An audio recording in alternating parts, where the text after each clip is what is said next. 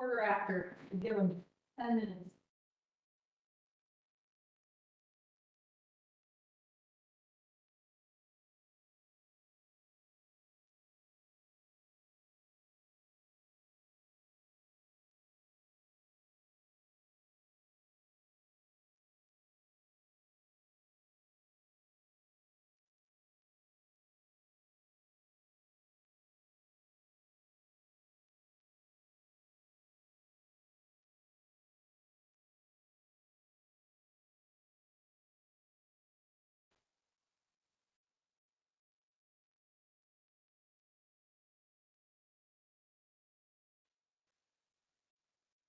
Do these monitors just come on their own?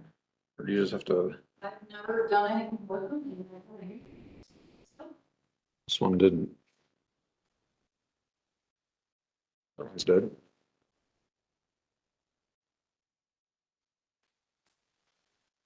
Um,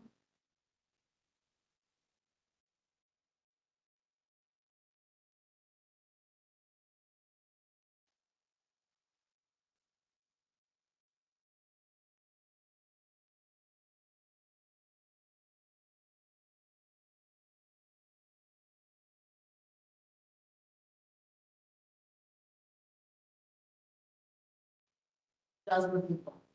So. Oh. I hope not. Really? I don't know.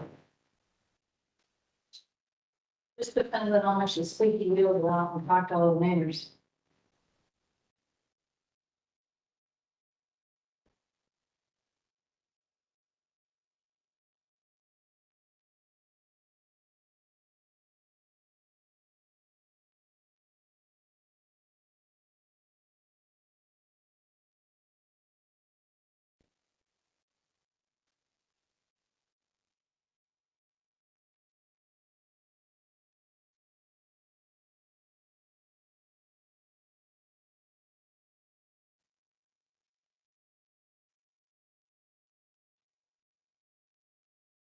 Got your stuff plugged in and everything, so it's on the screen. Yep. Oh, it's shut it down.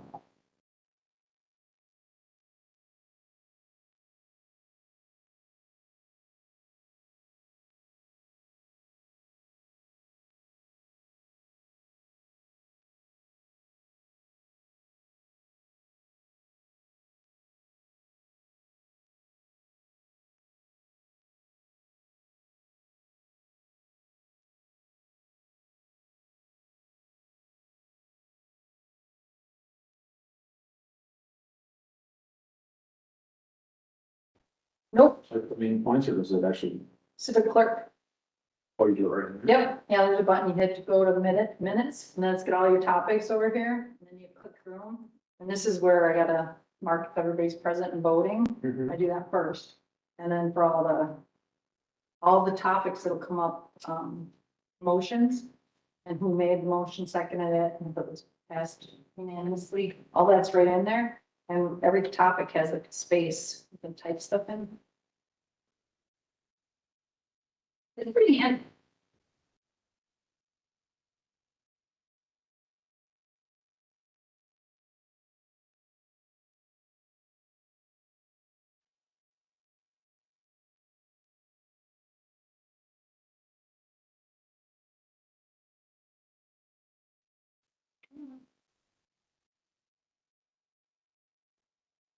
And the floors. For what? They're doing floors in here. For what? Clean them? Really?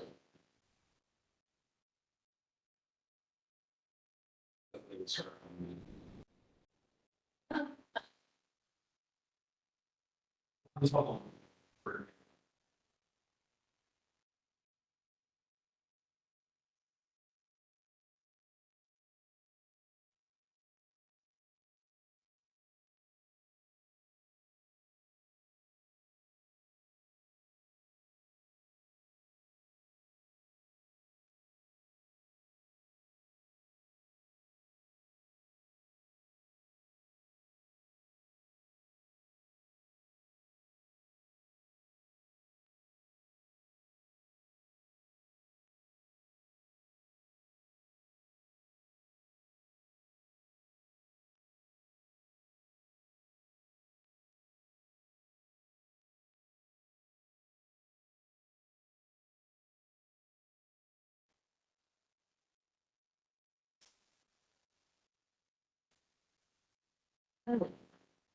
And 15. Well.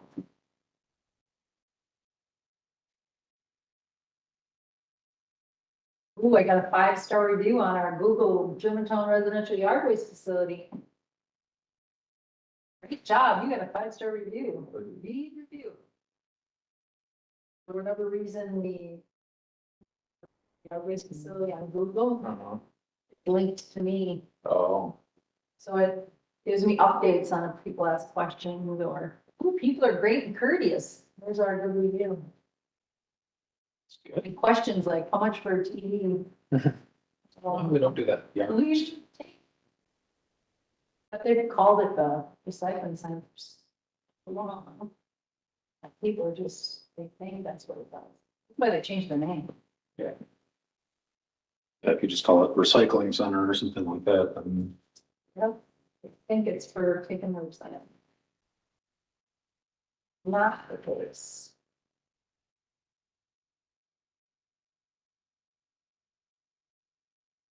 You do have your phone on and remember to turn the volume on. Last time I was ringing, my phone rang. Very embarrassing. One time it was Donna oh, really? She locked me? calling me during. She was still here. She's here. Sometimes people are texting like, can't hear anything on weather. Or like I was texting you last time. Yeah, I can hear you all. There isn't a microphone on, by the way. See me, Rob? Light's not on. Seems like there's always one that's on. This one.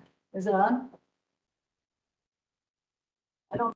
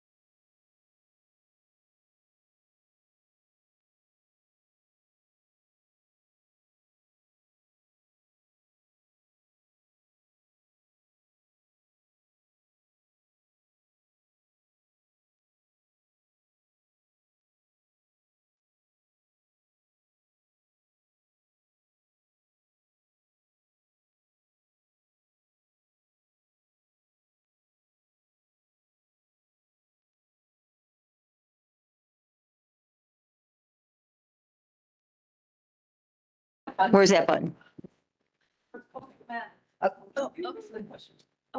Yeah, I just didn't. Live or on air? Okay, Yeah. we're good.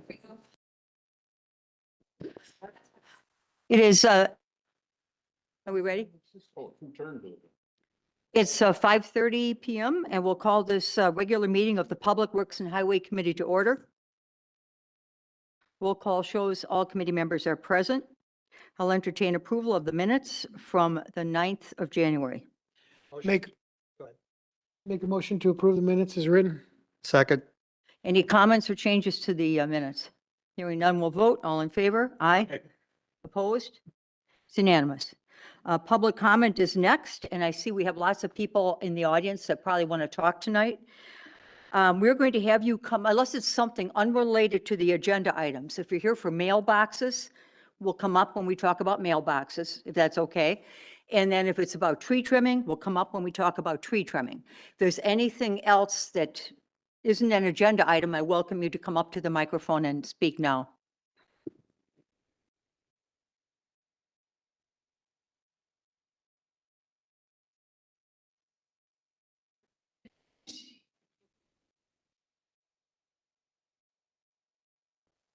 Okay, Melanie Smythe, N140W17938 Cedar Lane.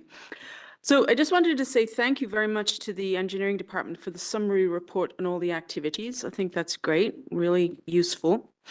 I also want to say a quick good job to Paul, our water superintendent, because I had looked at the latest utility annual report and compared it to the numbers in the water well tower application that was sent into the PSC for a couple of years ago. And the water loss numbers are down, and that's good because that makes our utility more efficient. And the number was large a few years ago, so I think good job is in order. So it shows that his work, all the repairs that he's been doing, is now paying off. One quick question I did have about the submission on the FOF contract is there appears to be a subcontractor that FOF is going to be subcontracting out the inspections to. They have all the listing of their in-house people, but they don't have anything on the subcontractor, and also no mention of what money they're making off of him. So I don't know if that's something that you look at, but being in that industry, there can be big markups. So that may be something you may want to talk to them about. So just a couple of things, because we have a lot of new engineering staff, and I think there's some catch-up subjects for them.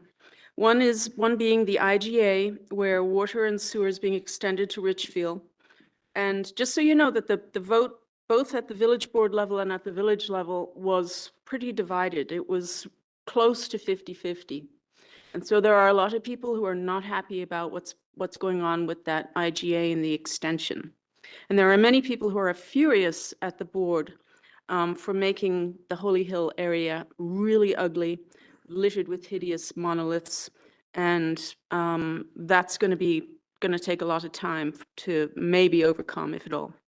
Related to that, within the IGA, the question that occupied much of the discussions at the time and has never been resolved was the insurance method for those residents who are within a defined area radius of the well 12, and what is going to happen for those people in Woodside and in the other areas, because now we're getting close to actually doing something about the well, bringing it online, but the promised meetings haven't occurred. So I'm reminding people that those meetings need to happen before that well comes online.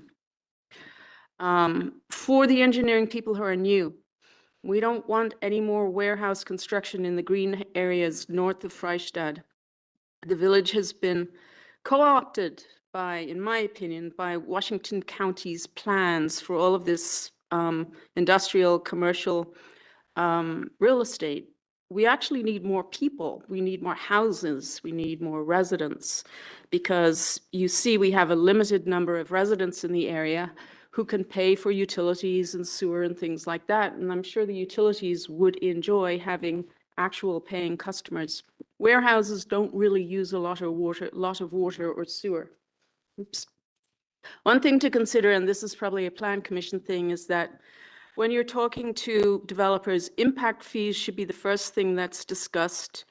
It should be a starting point that the developers have to pay for everything. We don't automatically go to TIDS. TIDS should be the last stop. If there's absolutely no other way of getting something done that must be done. Most of the time, the developers have lots of money. We are not money bags as residents here. For so long, we have been funneling money into these TIDS to the point where based on the 2022 annual report, we're over twice what was the previous year in debt per capita. And that's over I think it's $4,500 per person, which is more than twice what it was the previous year. Last point I'll make is that on the GGF meeting from the 18th of December, the administrator was evaluating or reviewing the TID 6, 7, and 8. And he was talking about, they had an overall expenditure of $360 million. And after everything that is calculated out, Germantown would get 1.6 additional revenue when they close, which isn't going to be for another quite a few years. Now, if you do a rough math exercise, which is not really accurate because of fees and things like that, that's less than 0.5% return if you divide 1.6 million into 360 million. So I don't think it's a very good return for all that effort and for prolonging the revenue that we could be using now for our police officers, for utility projects, for whatever it is that we need, rather than having to go to referendum for additional taxes, rather than having to borrow, et cetera, et cetera. So I'm asking, is it worth it? And I don't think it is. We're less than 0.5%. Thanks.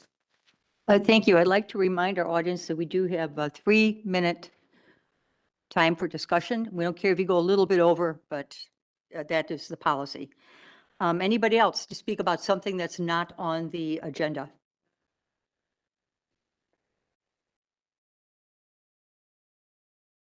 Good evening, everyone. Stephen Wazalowski at W169 North 10427 Pheasant Run, the Old Farm subdivision.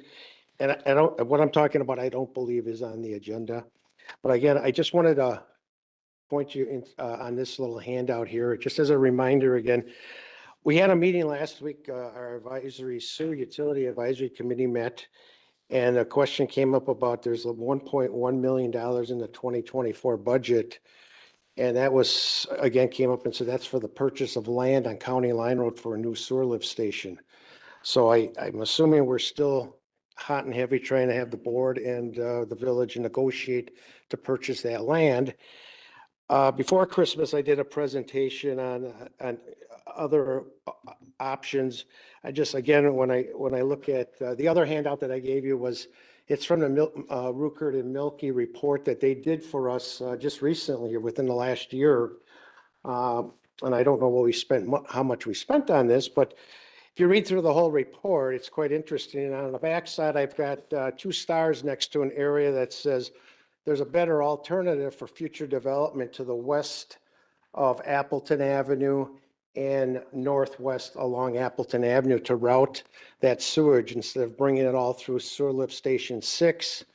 We can find another route, which would be based on my map. We can take a new forced main from the lift station right now, lift station 3, take it north on Maple Road and connect it into the existing forced main on Lilac. Still a lot of money, but the issues with the land on County Line Road, first, if we bought the land for, let's say, $1 million, we just got the land. Now we're going to build the station for what, another $1 million bucks? And then in the report, it goes on to say that, okay, now you got it sized for all this additional development. Guess what? It can't handle it can handle the input, but we can't get the sewage to that point because between lift station 3 up by Walmart to lift station 6, the existing force main is undersized for all new development. So that means we got to replace, or we would actually run a parallel forced main there. Maybe $1 million to do that. And then at the same time, now we get all the sewage down to the brand new lift station 6, which is now sized for the development. We can't get it across the freeway to the east side because the forced main there is too small for all the new development. Take a forced main under the freeway, what, 1.5 million? You add up all those costs, you're probably looking at an $8 million project, maybe over 6 years, I don't know. But if you look at it, going up Maple, far, far cheaper in the long run for everybody. So that's just what I wanted to let you know tonight about that. Thank you, Steve. Sure. Anyone else who would like to come forward? If not, we'll move ahead with our unfinished business, of which there is none, and we'll move on to new business.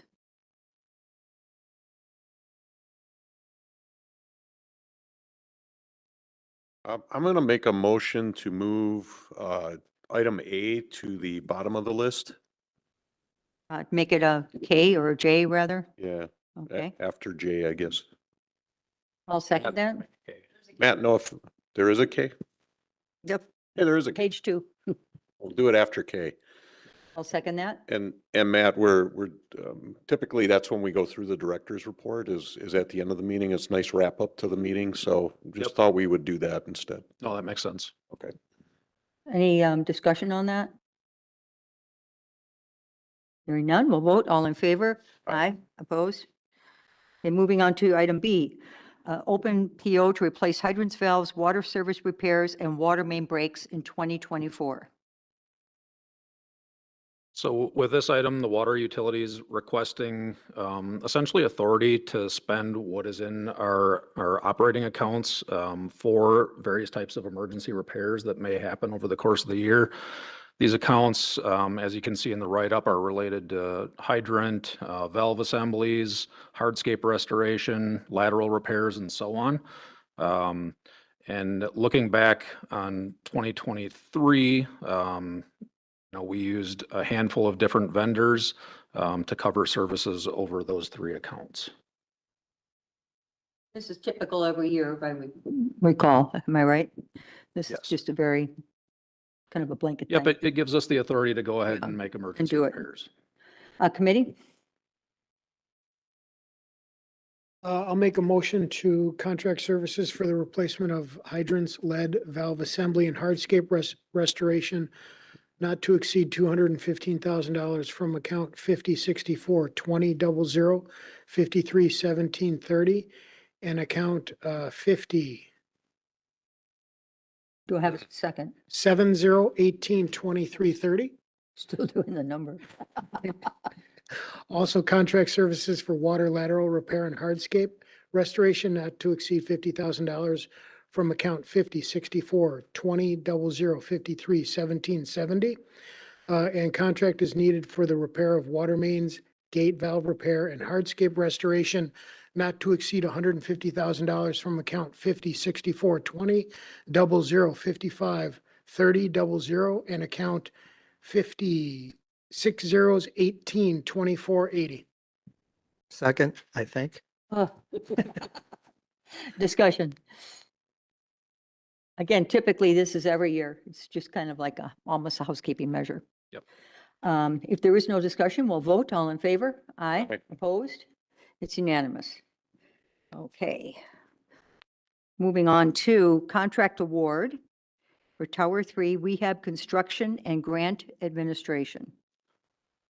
Yeah, so we're looking to award a contract for construction administration and grant administration to Foth Engineering if in the amount of not to exceed $147,100. If you'll recall, last month, we had the contract awarded for the actual construction work there. And now we're requesting that Foth continue and do the construction administration. They had been the firm that conducted the design work as well as the bidding. And because of those synergies, we want them to continue with the administration of the construction. Committee? Make a motion to approve contract award for Tower 3 rehab construction and grant administration to Foth. Second. You have the scope of services in here, which is very detailed. That takes into account everything we're going to need, correct? Yep, and that's actually something that we're going to be building into our processes is getting more detailed scopes of work with estimated hours. That'll help us kind of track these projects and tasks that we give to the firms. That's over great. time. So you should see that going forward as well. That's awesome. Okay, committee, any more discussion or questions? Hearing none, we'll vote. All in favor? Aye. Opposed? It's unanimous. Moving on to D, proposed infrastructure improvement projects around GBP Truck Country and the TID 7 and 8. Village Administrator Krecklo will be dealing with this item.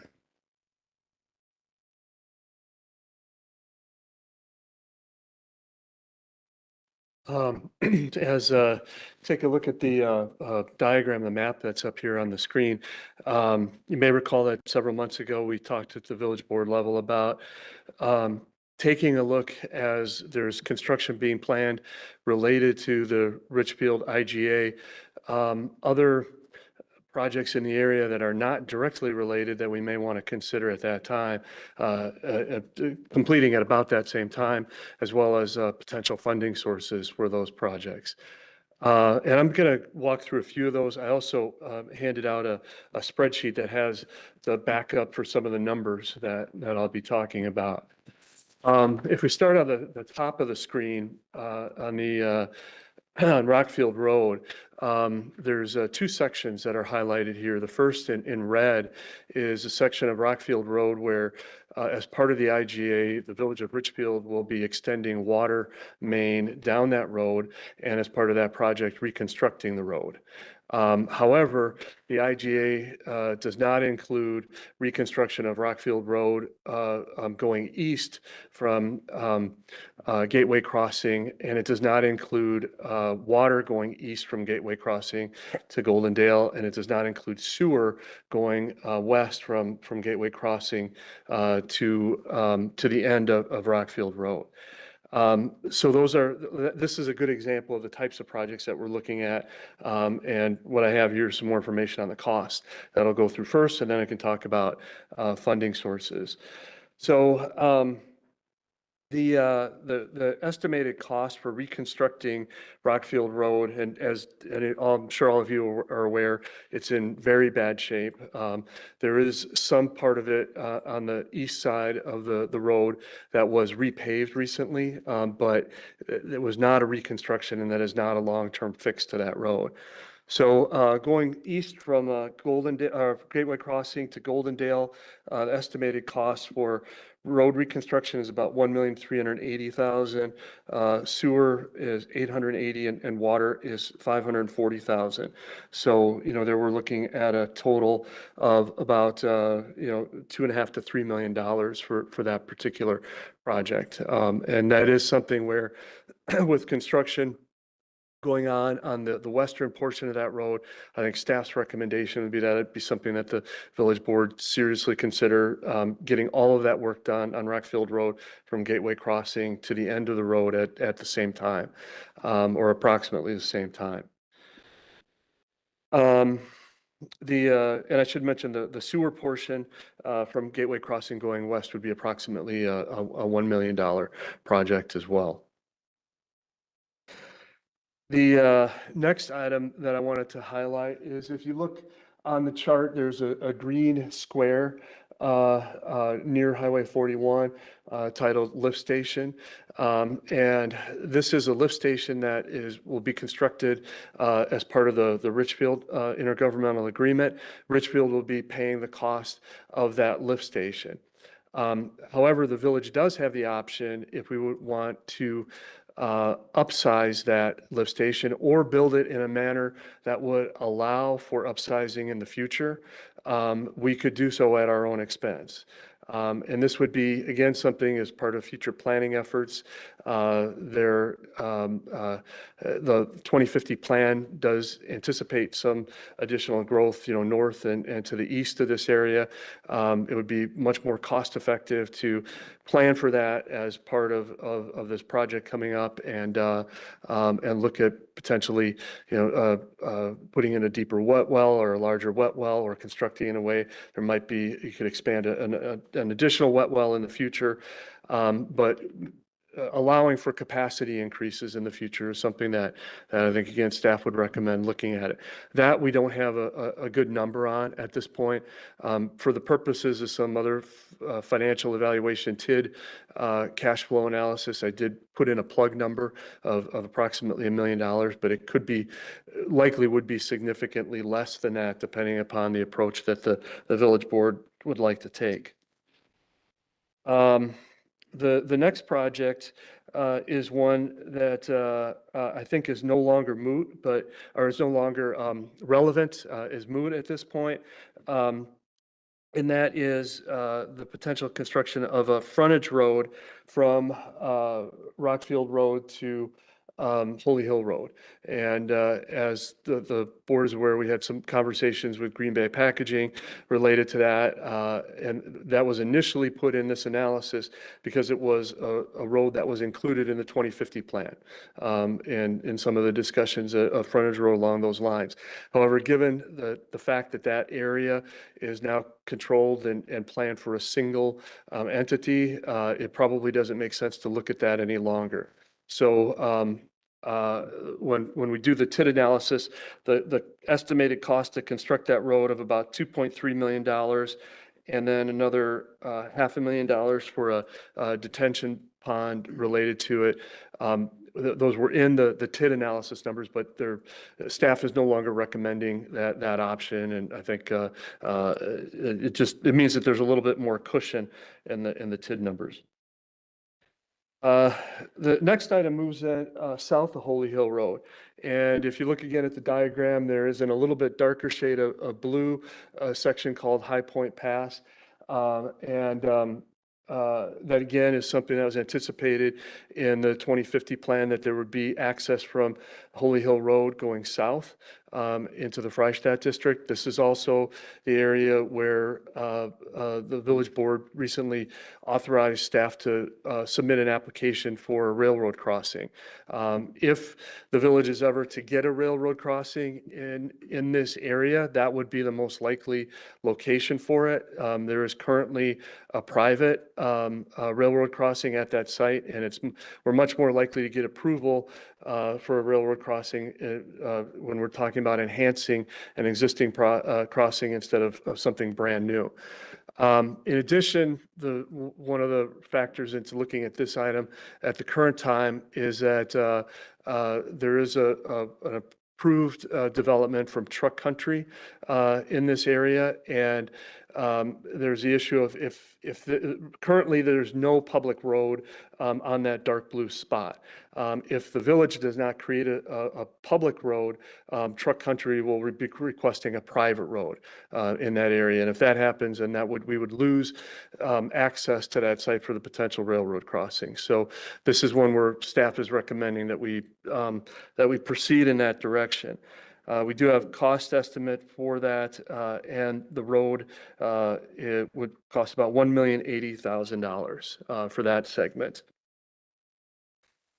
There are some other projects listed here. If we go south of the railroad tracks and kind of the longer line in, somebody have to help me with that color, pink, I guess it is. All right. I always say if it's not part of the 8 crayon pack, I call it taupe, but that I guess is, we'll call that pink. And that's a relatively long line for sewer and water, about $4.5 million worth of sewer and water reconstruction.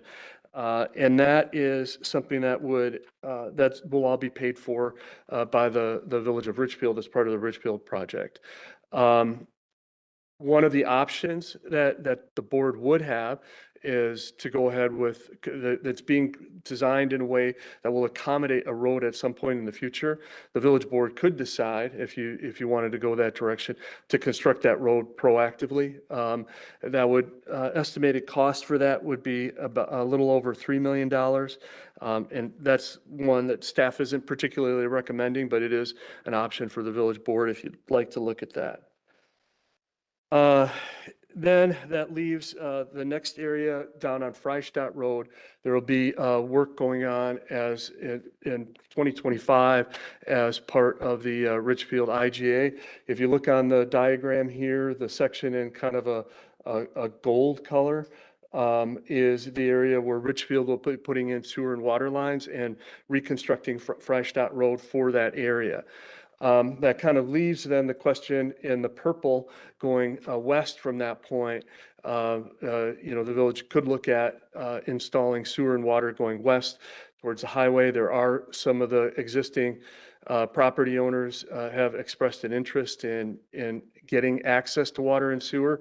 Both Germantown Mutual Insurance and DJ Frank Landscaping have indicated that that's something that they would look to have access to if possible.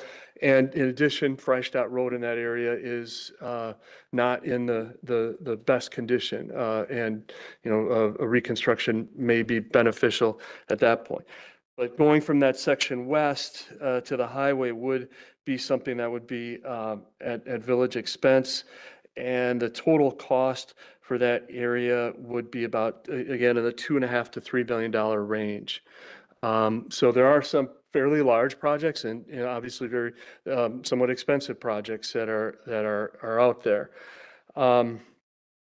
So the second thing that then the board asked us to look into was potential funding sources, and there was one that we focused on in particular, but I'll touch base on some others.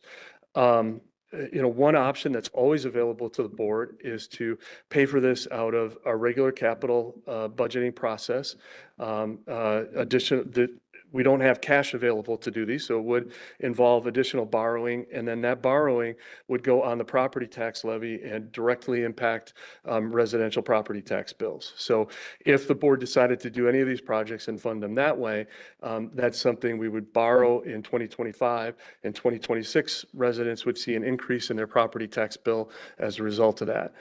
A second option, at least for the sewer lines and the water lines, would be to borrow for those projects and then pay for that debt service out of sewer revenues or water utility revenues. The types of the size of the projects that we're talking about, if we funded them using that methodology, would require additional rate increases above and beyond what we've already talked about for the needs for those utilities. So that again would be something that would directly impact what residents are paying.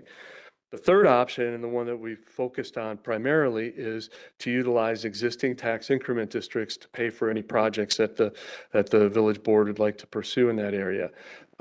We did ask Ehlers to run a cash flow analysis to determine whether or not the TIDS 8 and TID 7 could support that. And in short, the answer is very clearly yes. With TID 8 having significantly more cash flow capacity than TID 7. TID 8 is currently generating about $3.5 million per year in cash flow from, and where that money comes from, just for people who may be listening or interested, is the property tax payments from the businesses within that tax increment district. There is no flow of money from the village general fund or from the property tax bills that residents outside of those districts pay into those districts.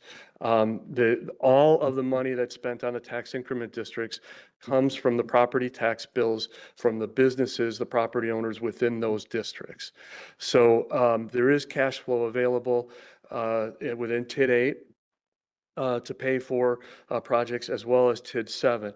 And in real rough numbers, if we were to fund Yes, $7.5 to $8 million in additional projects out of TID 8 that would extend the life of TID 8 about 1.5 to 2 years.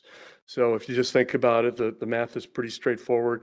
That at about a little over $3.5 million per year, it's going to take a couple of years to pay that, collect enough money to pay off that debt service, to pay for those projects.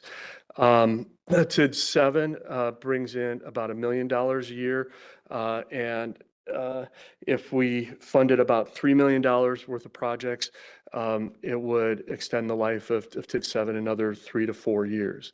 Both of those TIDs are currently projected to close much earlier than legally required. And with this additional spending, even if the boards did all of the projects that are listed in here, they would still close well within legally required timelines. So I know it's a lot of information, but again, this is there's a lot going on out there, and I think some important decisions coming forward for the board. I think what I would suggest that the committee and eventually the board do is in the next few months, take a look at this. If there's additional information or analysis you'd like staff to do, we can certainly take that on.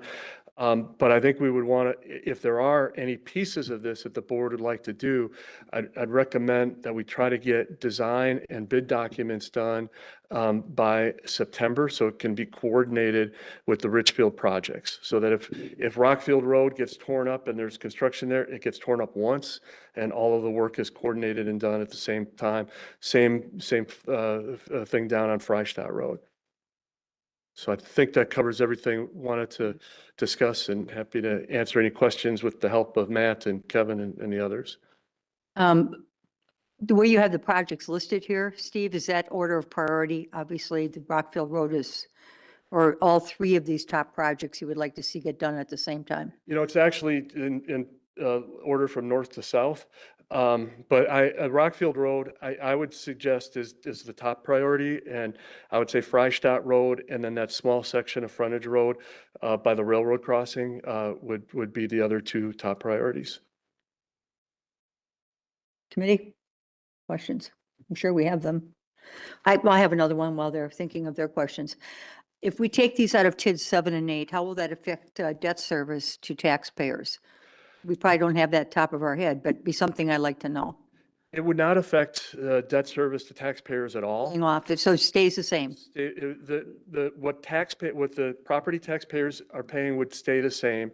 All of the debt service for these projects would be paid for out of the tax increment districts. So Okay, so you have no tax increase at all if we use the TID. no tax Okay. increase at all. Committee? Bob? So Steve, if it wasn't for Truck Country, would we be looking at any of this right now? Yeah, I think we had talked about looking at these issues, over a year ago, at least at the staff level, that especially when we looked at Rockfield Road was the first one that was really under consideration, that when we thought about Rockfield Road and the condition that it's in, that if one part of Rockfield Road was going to be reconstructed, we should probably look at doing the whole road. Same thing was true of Freistadt. And as I mentioned, that railroad crossing and the frontage road were discussed as part of the 2050 comprehensive plan, which was adopted well before any conversations with Truck Country came into effect. So to some extent, it affects the timing of it and maybe moves up the time frame. But if Truck Country and Green Bay Packaging had never come through the door with their proposals, we would still be having the conversation on this. So you mentioned the alternative of borrowing, well, that's not the right word, using TID 7 and 8 to pay for this. Could you explain to me why that's better than creating another TID, let's say 9 to do this? Is that an option, or? Well, if we created another TID, then we would have to, like, for example, I guess an option that you could create a TID 9 north of Rockfield Road. But at the current time, we don't have any, actually it'd be 10. We have 9 already down at by the new DPW facility. But that would be, there's no proposed development up there, and there would be some risk that there would not be increment there to handle the cash flow. And again, talking with Ehlers, because the cash flow is so healthy in these tax increment districts, I think it makes more sense to utilize that existing cash flow. And just as an aside on that, the current, to date, for an example, the current total expenditures to date, so I probably shouldn't use my memory on this, but approximately $15 million in total expenses that the village has invested into that tax increment district. All of that has been paid for by property taxes in the tax increment district. None of that has flowed in from the general fund or the regular capital budget. And that will result in $360 million in additional tax base when the tax increment district is closed. So really, the calculation is $360 million a good return on a $15 million investment? And I think that's the correct way to look at it. Thank you.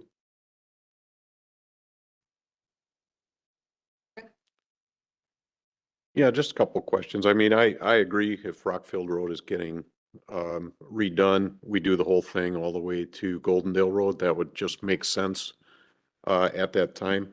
As far as some of these paths, I know that you guys have looked at the paths for the water and sewer lines. If High Point Pass does become a road, would that shift that Lavender line over to it? Because right now it's going in right across where Truck Country is going to be. All right, which color is I can- that? It's that line between Holy Hill Road and coming down right to the bottom of High Point Pass by the railroad cross. Okay, Yeah, the answer is that it wouldn't shift. It wouldn't shift? Okay. We initially had the route planned that way, but realized that we couldn't get the depth that was necessary with the sewer I see. utility. So that's why it was routed the other way to achieve greater depth. Okay, thanks. And then as far as down by Freistadt Road, you said that would be a higher priority than the pink line. It's going through the middle, which would all be completely new water, sewer, possible road construction. and I think, it is likely, in my opinion, and depending upon the economy, that'll affect the timing, but it is likely with water and sewer going through there, that area will develop. Right. Now, whether it's what's there and how it develops is a question. So I think, maybe waiting on that until I see a development, and that is something that with water and sewer constructed, certainly when a developer comes in, I think the starting point would be they pay for the paving of that. And depending upon the type of development, I think it's very feasible that that's something that a developer might pay for. There's my last question is the Freistadt Road, the purple line on the bottom it stops at 41. Germantown goes a little bit farther west than that triangle that's right on the other side there. Just too costly to support that, I'm guessing, for water and sewer service. I mean, it certainly would be a significant additional increase. It's something that's possible with the modeling that was done with pressure zones and things that our village engineer could speak to much more effectively than I can. But it is possible to provide service over there. We would just have to extend the water main under the freeway and then further down Freistadt Road. Yeah. So I think if we did do that purple section, we would try to end it so that it is possible to extend it underneath and as a next phase. Okay. All right. Thank you. Anything else? Obviously, you're looking for some approval tonight from us. Yeah, so I would, what I would request is if you have more questions, we can come back. Otherwise, if you want to push this to the village board, we could go through the conversation there as well. And we will. Yeah. Anybody want to make a motion? Top four? I gotta read the. Here, I mean, I'll motion it, but. 1 second.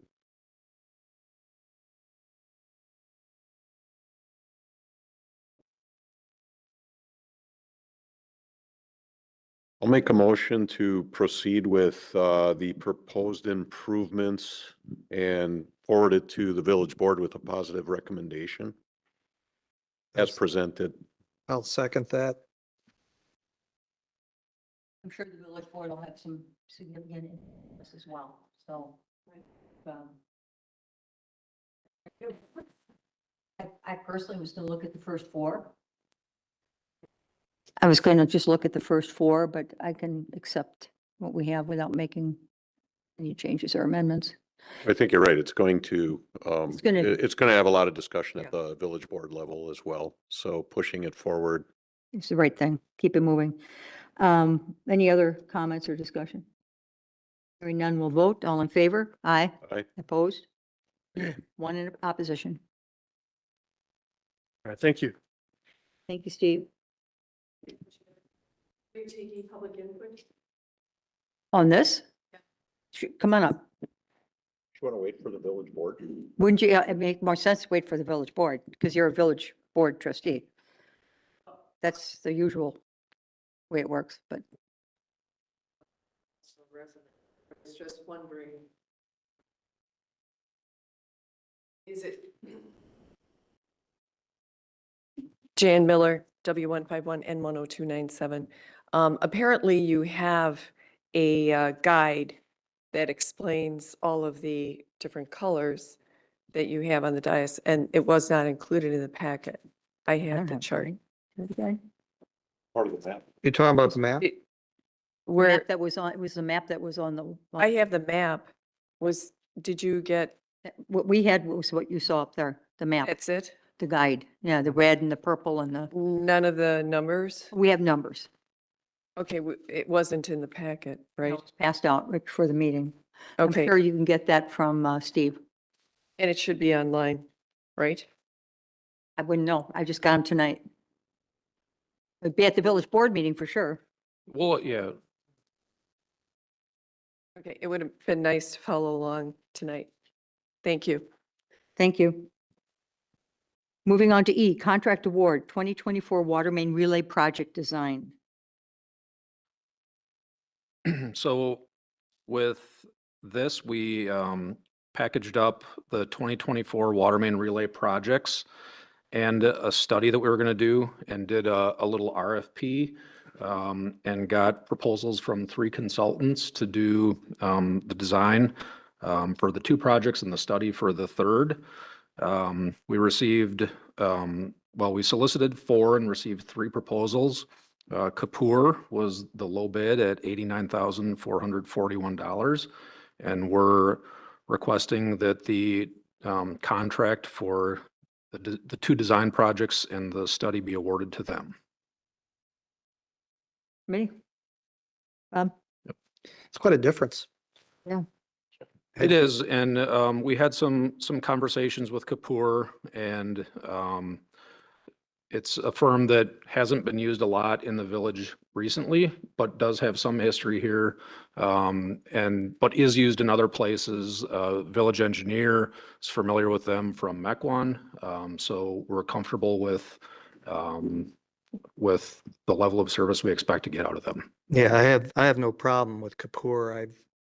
They're comparable to the Rookert and Milky's, the R.A. Smiths. I've seen them ever since I've been in the profession. So yeah, they're a solid firm. I'm just questioning, there's such a difference in the amount of hours that they estimate versus the other 2 firms. And so you kind of vetted that out, apples to apples here. Yeah, I mean, we're getting apples to apples comparisons. It's just a matter of how they decided to interpret the RFP. And actually, I was going to talk about this in the director's report, but I think this is just a good example of how like a little additional effort to draft up an RFP, submit it, and get a handful of bids back is potentially saving us quite a bit of money.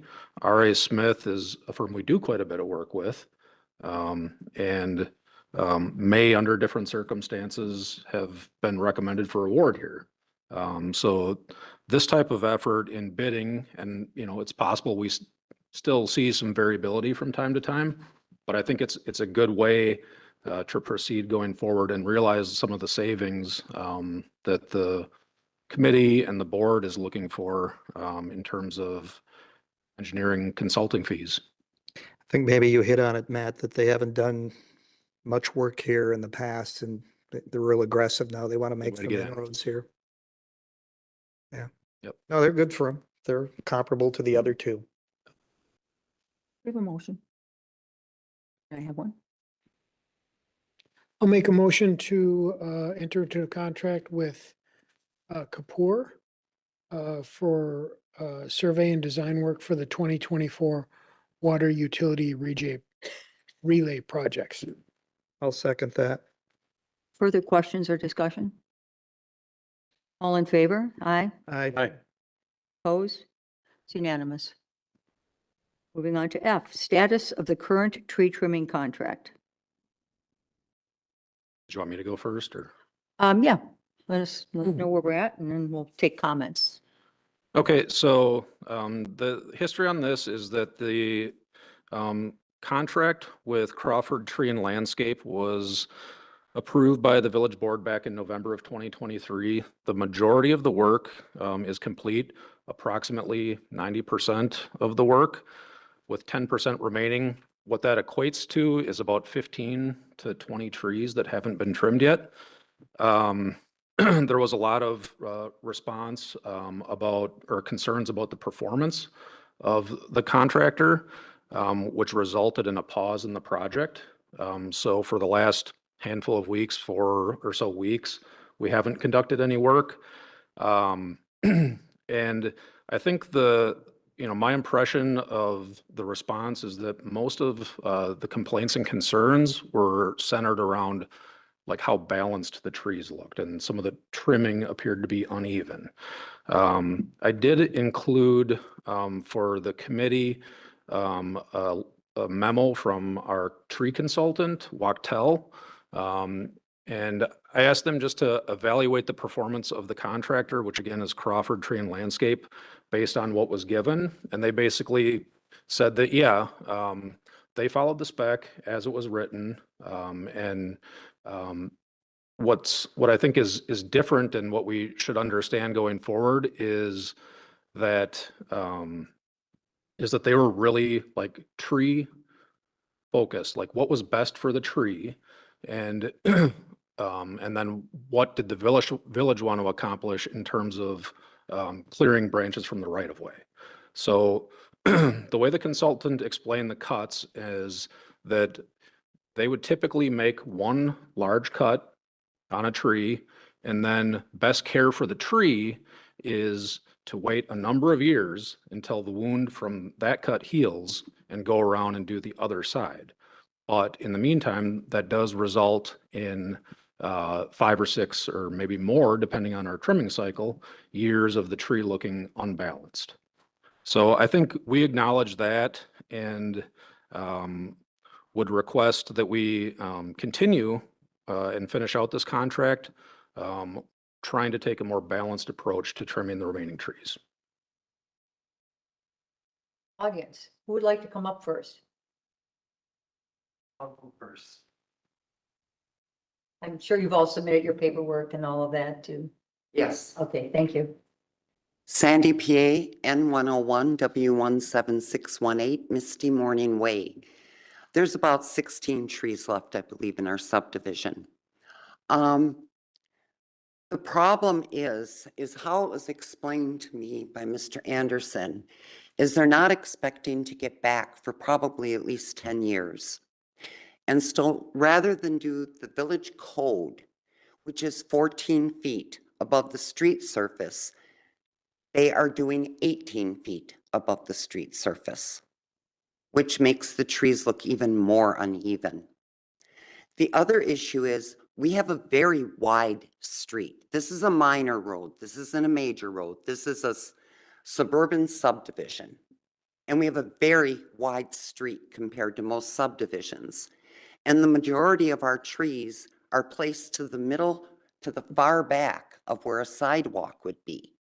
So when you start shaving the street side of the tree up 16, 18 feet, it's nowhere near the street. Most of these trees, the branches were just approaching the curb.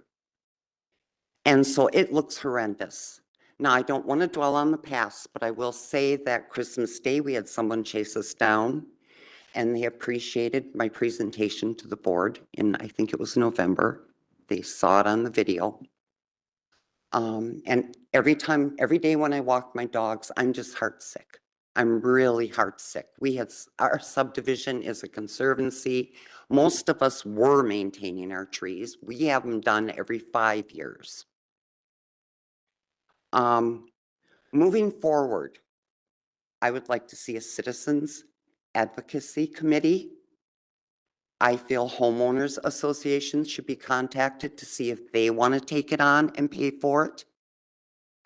I feel that the actual subdivision or whatever that's being done needs to be carefully looked at as to the width of the roads, where the trees are located, even the species of trees. I have a Norway maple for a street tree. It's a very wide tree. They're not known for being tall. The minute you shave it up, the tree's never going to look the same. It's never going to recover. It's never going to be a Norway maple. You can ask my neighbors that are here. I spend 5 to 6 hours a day in my yard. I hand prune my bushes. I don't electric do them because I don't want sticks sticking up. My yard is my life. Most of the people in my subdivision do maintain their trees. And going through, you can see where there has been previous trimming done. We were just all coming up to the next cycle. So I would like, in the future, have a citizen advocacy group, better communication. There was no communication on this. We were basically told, this is it. We had white marks on the trees. This is what's happening, no discussion. When we tried to have some kind of discussion, we were shut down. And that's not how it should be. Those are our homes. That's our neighborhood. We should be able to have some input and control over it. Those trees weren't hurting anything. And everyone gladly would have done anything to prevent it, what happened.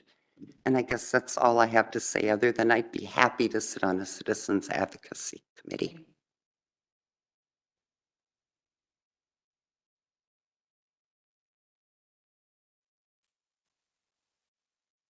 Good evening, Dave Malum, N100 W17594 Whitetail Run. You already addressed the opening to what I was going to say. I had some Christmas lights up in my yard, so they didn't touch my trees in my yard. I actually don't think the trees that are in my yard are in that right-of-way area, because when we built our house, I actually had them planted. I was the first house that was in the subdivision, so I had to move back because they were out there doing it. And I'm like, can you put them here? So I wanted them a little further away from the road. So I don't think our trees actually would be affected. I haven't taken a tape measure out to measure it. But just like Sandy said, I care about my yard a lot. I care about the trees a lot. I did see when they trimmed the 5 trees across the street on the house, which are clearly on the easement on the other side of the road. There's no houses over there. It's exactly what you said. They went straight up the tree. It was like they took a saw and a line and went straight up. It looks awful. And those are trees that I personally maintained for a number of years because back in the early days of our subdivision, I was on the board from 2007 to 2011. And we had a contract with American Landscape where they were taking care of the trees, because one of the things that I heard was that there was a claim that nobody has ever maintained the trees on those easements at all.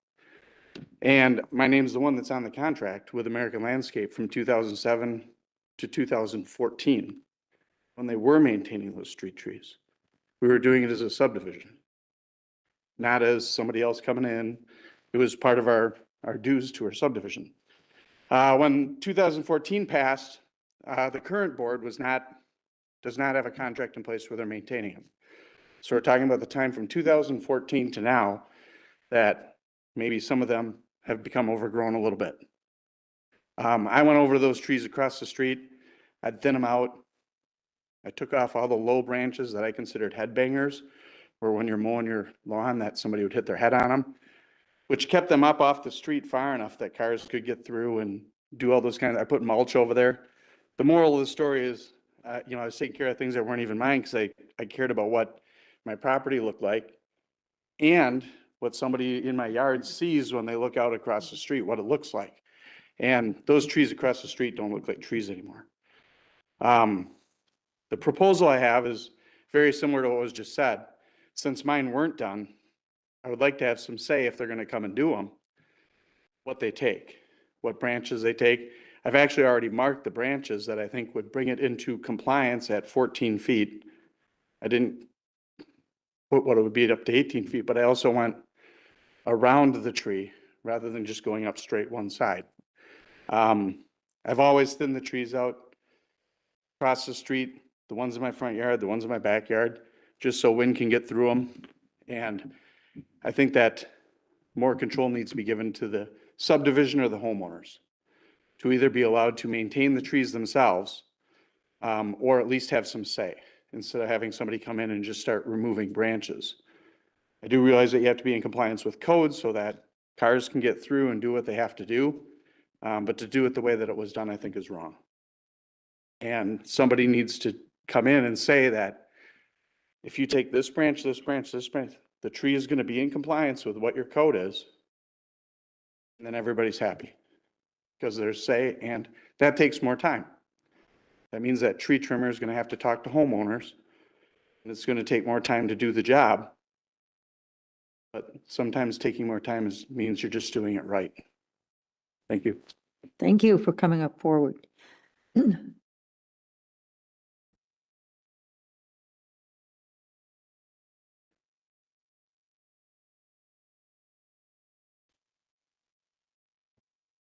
Noreen Jansen, and I'm at North 101, West 17383, Tanglewood Drive.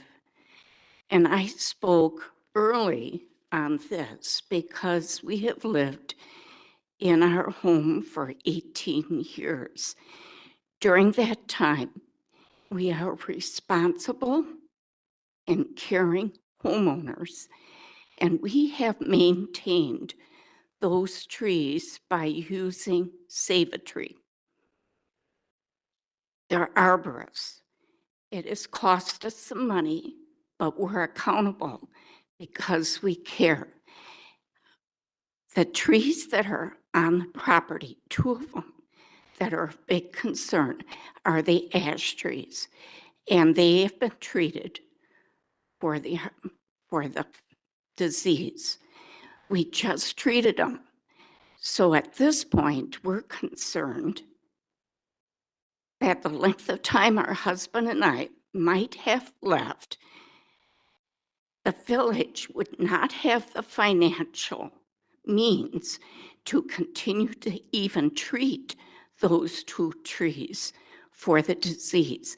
We are willing to do that because we're accountable. And I think many of us in the subdivision would be willing to do that. So in addition to the way in which our trees were trimmed, if you drive through the subdivision, you've got just what my 2 speakers said. They're cut on the front. They didn't do it all around. And I will tell you that while we were gone in Savannah, our trees were cut. Now, respectfully, the trees that were cut because of us speaking out and the support of the neighbors and our trustee, Jan, they did a very respectable job of our trees. But in speaking for the other members who have been over, have spoken to us. I support the recommendation that we need to have citizen input moving forward. And the communication that did not exist for any of us before the trees were marked. My husband was outside, saw someone going around. There was no selective marking of trees. They marked every one of them for cutting. Some of them were little limbs. It was ridiculous. It needs to be handled more respectfully and get the input of the people. If it were your yards, you would feel the same way.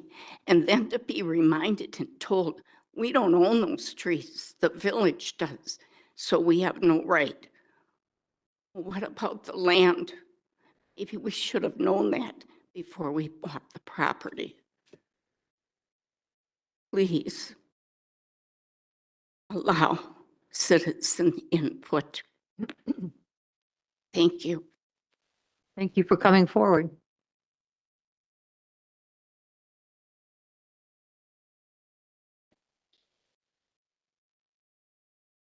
Hi, Tony Fidel, W165 and 9734 Chippewa Drive. Did trees for 30 years, and I've never seen such horrible workmanship done on those trees. I couldn't believe it. I'm glad I don't live there. I don't care what they said to you, to trim one side and let that heal or wound heal for 10 years is ridiculous. If I did that to any one of my customers, I would have been fired immediately. Those are not acceptable. That wasn't done correctly at all. I could take you through there, show you the improper cuts, stuff they didn't do. A tree is meant to be balanced, not only for its health, but for other reasons. It's just ridiculous what they even told you.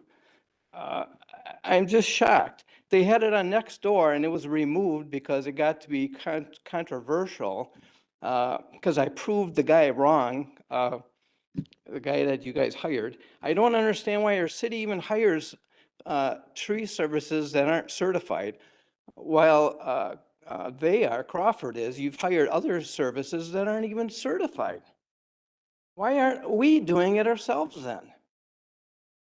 I mean, what would be the purpose? To save money? Why don't we just get a certified arborist on board that can train the other guys, or at least oversee them, and make sure this doesn't happen anymore? Why are we paying these companies that charge a boatload of money to do the same thing we could do, and they're not even doing it properly? It's so upsetting. I can't even believe it. So I think we should get a citizen board to handle this ourselves. That's all I got to Thank you say. for coming forward. Anyone else?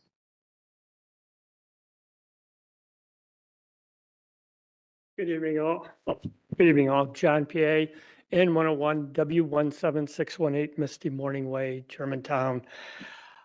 What's done is done. Let's move forward. Let's talk about a citizen board. Let's talk about getting homeowners associations involved. Let's get people involved in it.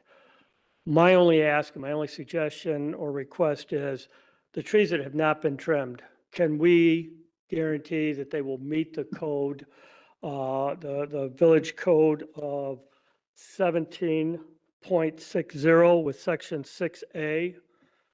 If we guarantee that that will be done in a timely manner, can we do that? And at our expense or whatever, but just do it so that we can feel comfortable about it based on where we are now. And then I would look at the future of a citizen board and finding out better communication. Other than that, that's all I have. Thank you for coming forward. I'm sorry, our arborist. He's got to come out anyway. I got to treat it because that's to be done. Anyone else who would like to come forward and talk about trees?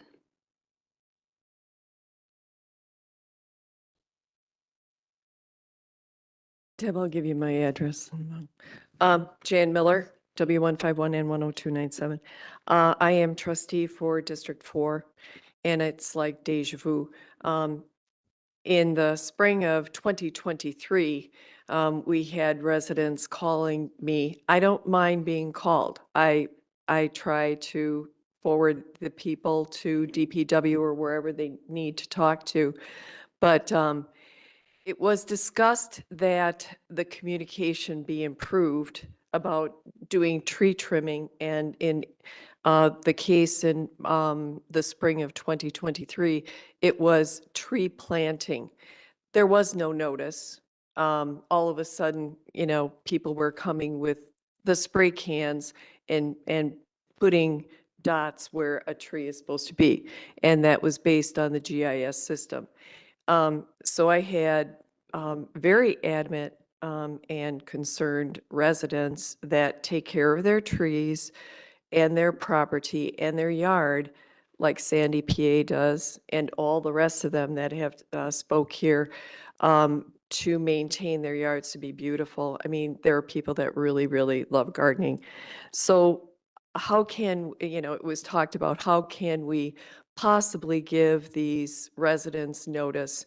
And there was talk about doing a door hanger, which I don't, it's fine, might not be the most efficient way, but the communication between what is proposed to be done and using the taxpayers' money to do this improvement, all they need is notice. So over communicate, get it on the website, do a mailer to the residents, and do a door hanger. I don't care, but and then it needs to be brought to the board, the board, Public Works, prior to the event, or have it on a schedule so that citizens know where the Public Works is going to be working, whether it's planting trees or trimming trees. And we do need certified arborists. So I think the takeaway from this is let's communicate and actually partner with our HOAs and the residents. And we're all here for the same reason, to make Germantown a beautiful place to live. And I am a tree hugger. So we'd appreciate your consideration on that. Thank you. Thank you. Anyone else on trees? If not, we'll bring it to committee discussion. Committee comments. Who would like to start? I will start. First of all, I But think, I should, before you start, I'm sorry. Bear in mind that there's two parts to this, and we're on part one, which is approval of the tree contract. To yes, complete the trees. Okay, just so we don't get too far off. yes. So, and if I wander astray, We'll kick you. just like my wife, direct me back. So it's important to admit when you have made a mistake. And I voted to approve this contract, and if memory serves correct, it was a one vote majority. Obviously, in hindsight, I should have been on the other side, and I need to apologize to our citizens for that vote,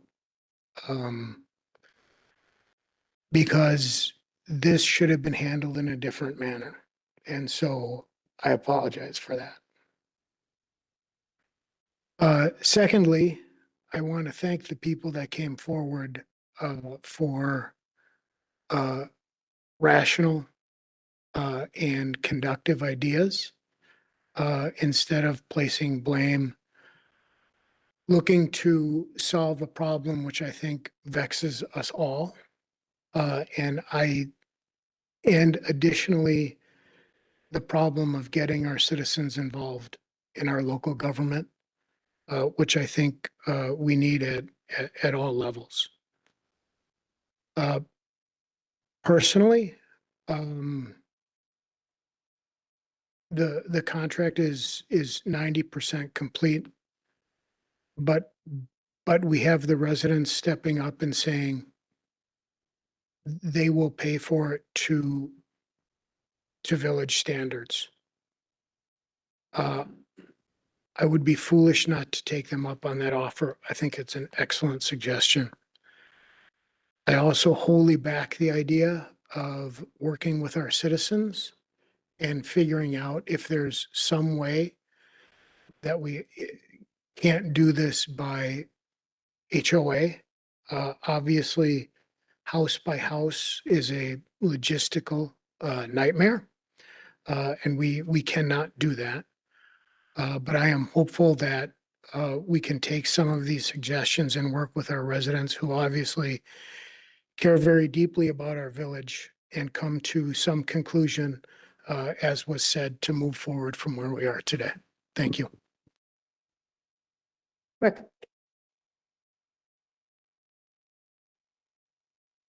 All gonna weigh in. I know. I mean, where we stand at, I don't think let me go back. It's 90% complete, 10% still has to be completed, not 10 trees, 10%. Yeah, about, 15 to 20. Mrs. PA said 16 trees. So at this point, if they do the additional 10% of the trees, they would be done in the same manner as, No, I think what we would try to do is work with the contractor to have a more balanced approach to the trimming. okay, that's good to hear. I'm always torn about right away. That, number one, that many residents don't know where that right of way line is. What's the responsibility of the village versus what's the responsibility of the person if the trees are on their property, if the trees are on the right of way property. It's a tough one. I've always been of the opinion that if it's on village property or village right of way, it's the responsibility of the village.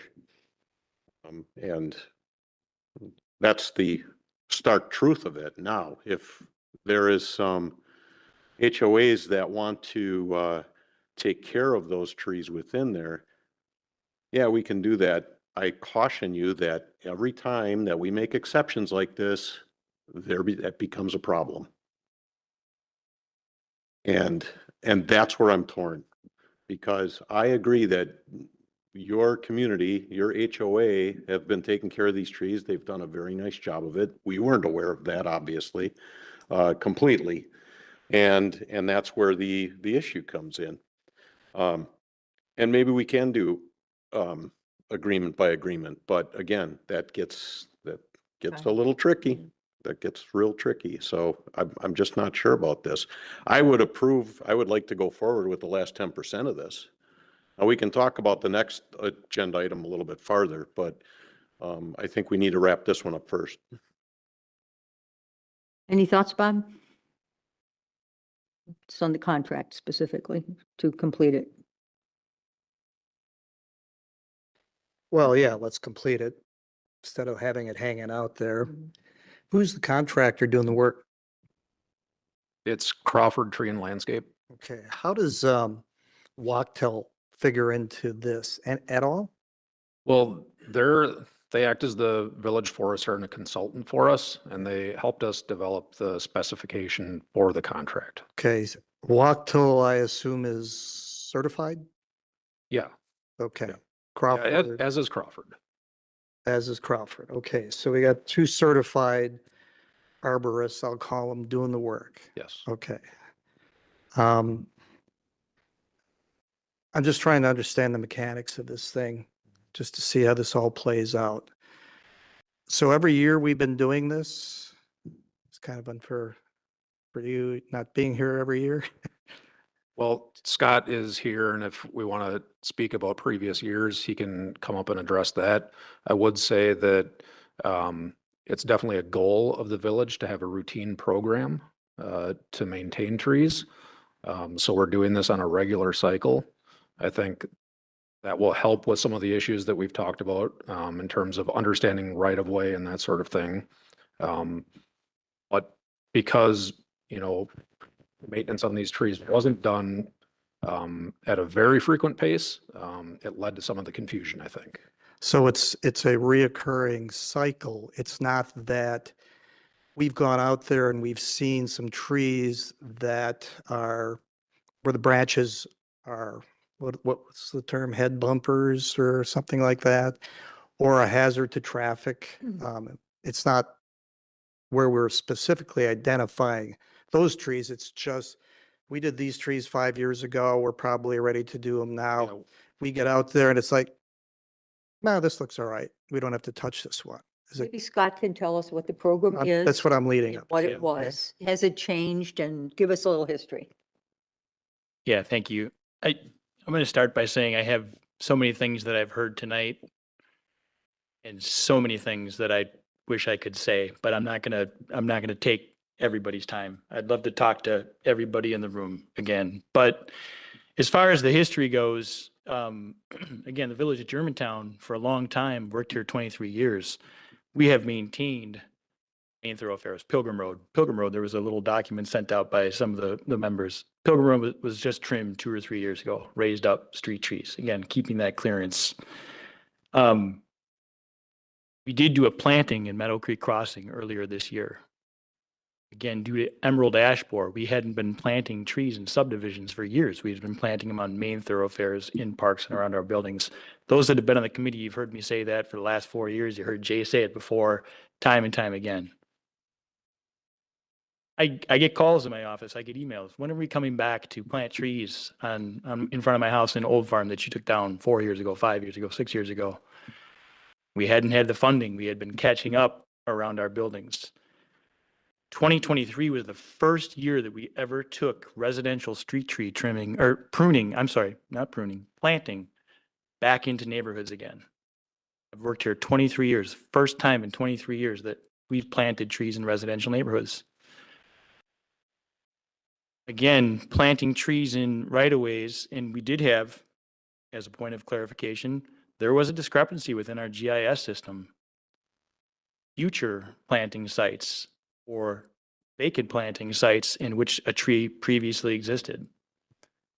We worked hard with Wachtell as our forestry consultant to clean that up. There was a lot of effort that went into that. But we went into Meadow Creek Crossing because we had a developer's agreement which required street trees to be there. And we planted those street trees for the first time in my time working here in 2023. While we were in there, we really started to take note at the height of the trees and how low they were. And again, I'm going to say some of the things that I've heard. Up until 2014, it sounds like there were parts of that neighborhood that were being trimmed. But since that time, I don't know what's taken place in there. And I can tell you that in my opinion, there were trees that were becoming a concern for the traveling public, which is why we brought the project forward. To answer your question specifically, almost every community that I'm aware of has a routine trimming process that they follow, a cycle. And that cycle could be 5 years, that cycle could be 8 years, that cycle could be 10 years. It's all based on the number of urbanized trees they have and the amount of money that they can fund into the program. In my 23 years here, we haven't had that. And that is something from a liability and responsibility standpoint that I think we should be working towards. In fall, we brought, as requested by the committee, we brought forward a tree planting plan, which was going to be 4 years. That plan is now extending, and we're reworking through that because of the reduction in our budget this year. It's going to be 5 or 6 years. We're going to communicate that to you again at some point as we talk about planting.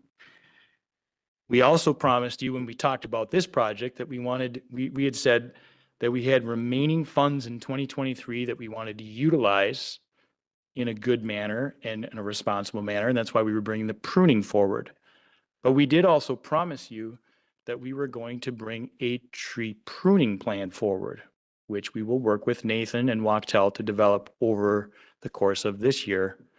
And before we would bring any further tree pruning projects forward. So to answer again your question specifically, I know that was a lot of talking and a long answer, but we don't have a historical plan. And I think we need one. And I think the work has started and will continue, and we will communicate that to you in what I hope will be an appropriate manner. If I could make just one more comment. when we had our hiccups with the tree planting earlier this spring, I was listening and I heard all of the comments made about communication. And yes, I explained to the committee and the village board that we sprayed some white dots so that we could collect some data and get some numbers and know if we had enough money in our budget. And residents didn't know why we were spraying white dots, and we tried to do it discreetly, and that kind of blew up. But I would hope, and I know that I communicated, I think, very clearly with every resident living in that neighborhood via a mailer, and I think the entire board got a copy of it. And I hope, at least from that perspective, that I did a good job communicating what we were supposed to be doing. Sorry, long answer to your question. One quick, Tree trimming, tree pruning. Yeah. Scott, one quick follow-up question. So this was actually the beginning of our pruning cycle ever in 23 years? Yep. Of my time here, yeah. Okay, thank you. Okay, you guys were the guinea pigs, but this gives us an opportunity to put together a plan as suggested and get some HOA involvement in these things in the future. Go ahead, one more comment, and then we have to move on. I can say that too if you want. But Dave Malum, N100 W17594 Whitetail Run. I noticed the white dot on my tree It's all signed. and I called We're the responsible. village to find out why that dot was there. I never got a mailing. Said we were responsible. So if you think you mailed something to my house, I never got it. And I was never told, and that's when I first called and said, why is there a white dot on my tree? And it was because they were going to be tree trimming them. Second of all, he said he noticed when he was out there doing the plantings that there were some trees that maybe were not in compliant. Mine were. And the ones across the street from my house were. And they still got trimmed to an unreasonable way or an unreasonable level. I think you made that point very well, and we don't disagree with that. Some, that's, Okay, a different thing. This is the plot that Sandy has, part of our deed. One more thing, I don't know what the developer's agreement is with you in the village, but what we got when we bought our lot from Harmony Homes, the developer's agreement that we signed when we purchased our lot said that non-corner lots get 2 easement trees, boulevard trees planted. Corner lots get 3. That's what you get when you buy your house. Well, now the corner lot next to my house has 4 trees on it. The one down the road has 5. It's too many trees for the property because they planted 2 more okay. on that corner lot. It actually looks ridiculous when you drive down the road and because those trees are going to get big. It's tree, open spaces where there were only 2. There was a plan, 2 trees on lots, 3 trees on corner lots. And now that has gone out the window, but that's what we paid for when we bought our lots back 20 years ago.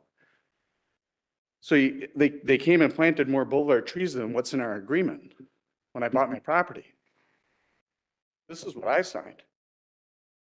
Not whatever you guys came up with afterwards. Mhm. I signed something that said how many trees are on my lot and you planted more.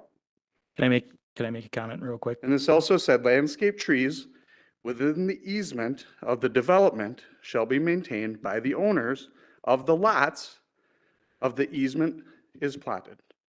That's in the agreement that I signed. Scott, did you have a comment?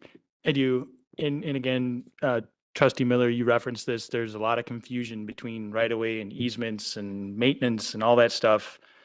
When we continue to reference the agreement that Harmony Homes has, it's not the developer's agreement.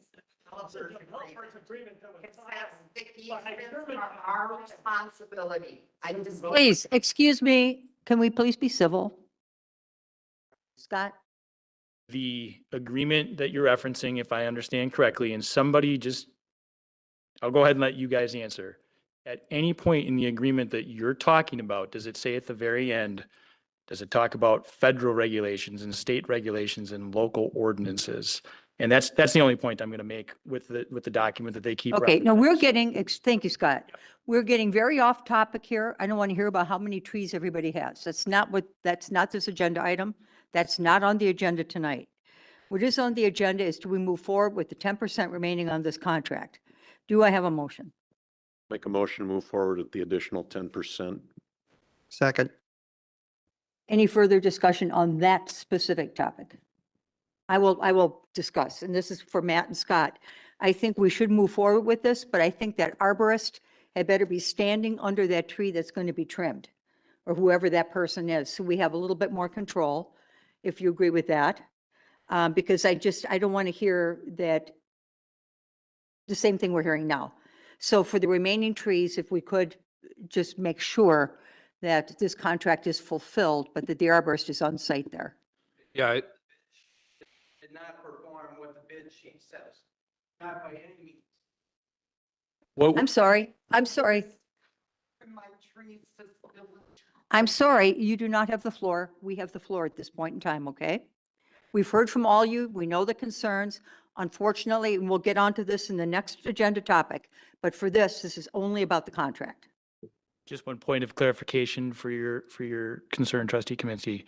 Are you asking us to have Wachtell on site? for I these want trees? somebody just on site to say this branch is going to Our- give these our people representative. remaining some peace of mind. Okay, that's all I'm asking. yeah, I think in order to get this started again, we'll probably have a meeting with ourselves, with Wachtell Okay. and with Crawford, and come up with a plan for the remaining. We do have to complete it. This is money that has been contracted. We're going to probably end up paying for it even if we don't complete it. And I think we need to move forward with this in the best possible way.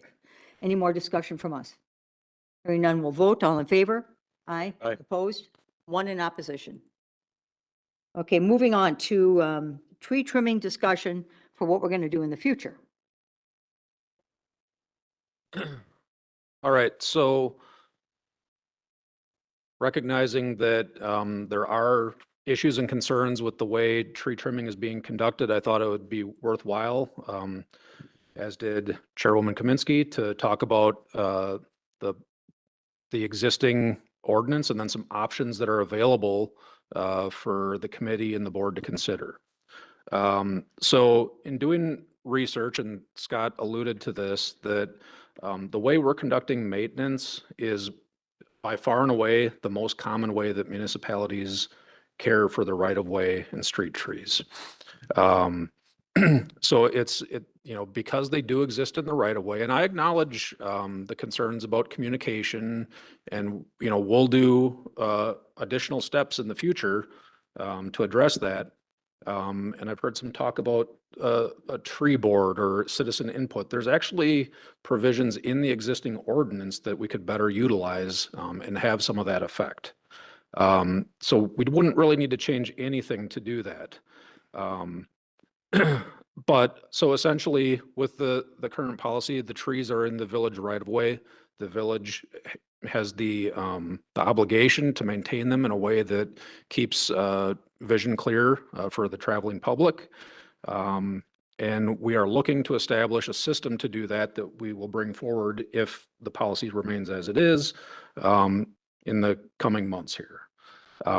One alternative, and it's been talked a little bit about with some of the citizens here today, is to shift the responsibility for primary care of trees to adjacent property owners. So if you have a right-of-way tree in the right-of-way in front of your property, then you're responsible for maintenance.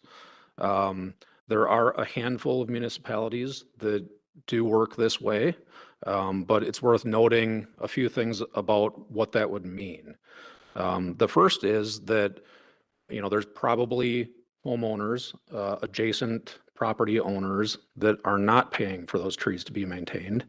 And in this case, now we would be requiring them to maintain those trees. That's a pretty significant change if we go down that route.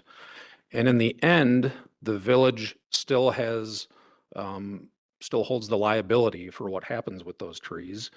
And if maintenance isn't conducted properly in a way that the village agrees with, we would have to have some sort of inspection process, and a process to either request that adjacent property owners to the right of way maintain the trees, or that the village does it at their cost. So those are two things that, looking ahead, if we choose a path like this, that we have to consider. And then there's been discussions about subdivision by subdivision, HOA by HOA type approach. And that is potentially something that could be looked at if it was an agreement that's already existing. If it's a new thing that the HOA is responsible for, then we consulted with the village attorney on this. It's actually, it's fairly impractical to try to put that into place, because what you need is you need all of the members of the HOA and actually all of the mortgage holders to agree to that change in order to implement it if it wasn't already implemented. So those are three different approaches. What we're doing now, essentially shifting responsibility more towards the private residents, potentially looking at the subdivision by subdivision approach, but I think that does get difficult. And then, some sort of hybrid that we could think of. Another alternative is that we just reduce planting of right-of-way trees and avoid the issue in the future. Maybe, development agreements require that trees be planted on the other side of the right-of-way in private property. And that's an approach the village could take. So those are items for consideration, and I think we could talk about those and what they mean. Okay, and this time I'll go first, because I don't think this is probably as difficult a problem as it is, because you were the guinea pigs and you had your trees messed up. I was going to go messed up. But I mean, to your viewpoint, when you don't like it, I get that. But to avoid that in the future, I don't think that this is a huge thing. I think we don't have a plan in place. So now we'll put a plan in place. I don't like any of the option number one. I like option number one, maintain the current way we're doing it, but a hybrid version, get the citizen involvement when we're about to trim trees. If we're going into your subdivision, we let you know well in advance that you're planned for this year, and you send a representative or two to the village. We sit down, we talk about the trees, why we're choosing a certain kind of tree, how big it's going to grow, how it's going to be maintained, and in what cycle it's going to be maintained. To me, I think that would not be that difficult, am I right, Scott, to come up with a plan like that and make sure that the subdivisions and the HOAs, whatever this situation is involved. Not 10,000 people coming in, but you pick a representative or two that understands what's going on. Because also you're going to find, I know I lived in a place like this once where everybody loves trees except 3 people. And they're never going to maintain that tree, and they don't care what kind of tree it is. You're always going to have somebody that doesn't care. And this way we get a representative that does, and they make a decision along with the village, and we still take on that responsibility then of trimming and how it's going to be done. And that's how I would personally approach it. And I think we have some time to do that before another pruning cycle probably the end of the year, I would guess.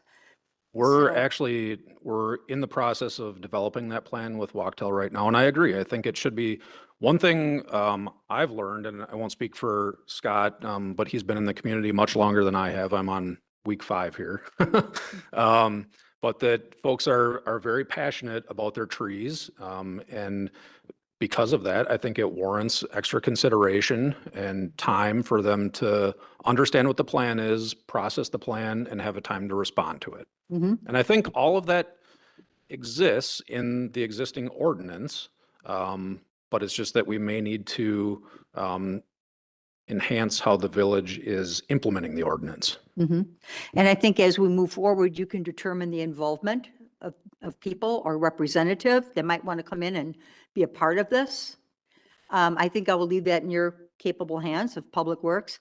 That's how I would personally handle it. I'll let the rest of our committee here talk. But I think getting that plan in place for pruning is what we're missing. We didn't really have a plan. We hired an arborist who was certified, assumed it was going to be a decent job. Arborist was supposedly on site when the pruners were there, and we're not happy with the result. And so we got to change that. I'm sorry about your trees.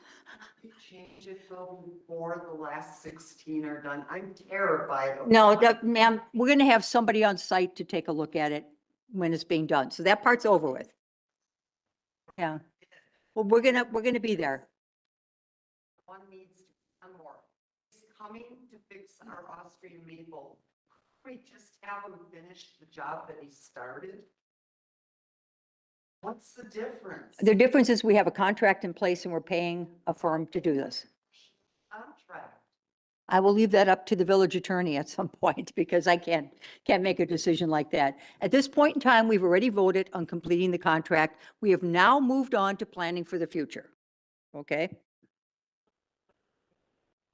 Could you please come up to the microphone? Right, I like the idea of a citizen board. I have a copy of the contract, I think that was given out, and I think that you guys all got a copy of it. Nowhere does it say the height of the tree, nowhere does it point out in correlation to the ordinance 17.60. So basically, this says we can do whatever we want. This says we want the limbs 14 feet above the street. He comes in and says 17, 18, whatever. And my concern is, if you're going to do a contract, you might want to put in what the village requires, not just something that's not specific enough. That's what I would be looking at. Or that's all going to be part, and No, guess no, what? It's going to come back to this board and we'll let you know when it's here. We're going to take a That's look all I at this wanted to say entire about, plan. Going forward. Yeah. If you're going to look at going forward. Look at everything. All We're going to look at everything, including what type of trees get planted. And we've even had that discussion. There's some people that don't even want a tree, but for continuity, we have to have a tree. I'm sorry. But if somebody's tree dies, let's say your tree dies, and you come and you say, I don't want a 2-inch caliper tree, there should be potentially a way for you to trade up to whatever you want for an extra price. It's going to cost more, obviously, if you want a 3-inch, but it can be potentially be an option. And those are some of the discussions we had. But that's where I think, just stay tuned, I think, over the next few months, and we will definitely be back at Public Works with this topic, okay? Committee, anything else you'd like to add? Rick? Yeah, I agree with number one, which is that the village maintains the right-of-way trees. To be clear here, Scott, I don't think was making the decision on how high the trees were trimmed. Scott's a village employee. Scott is not part of the,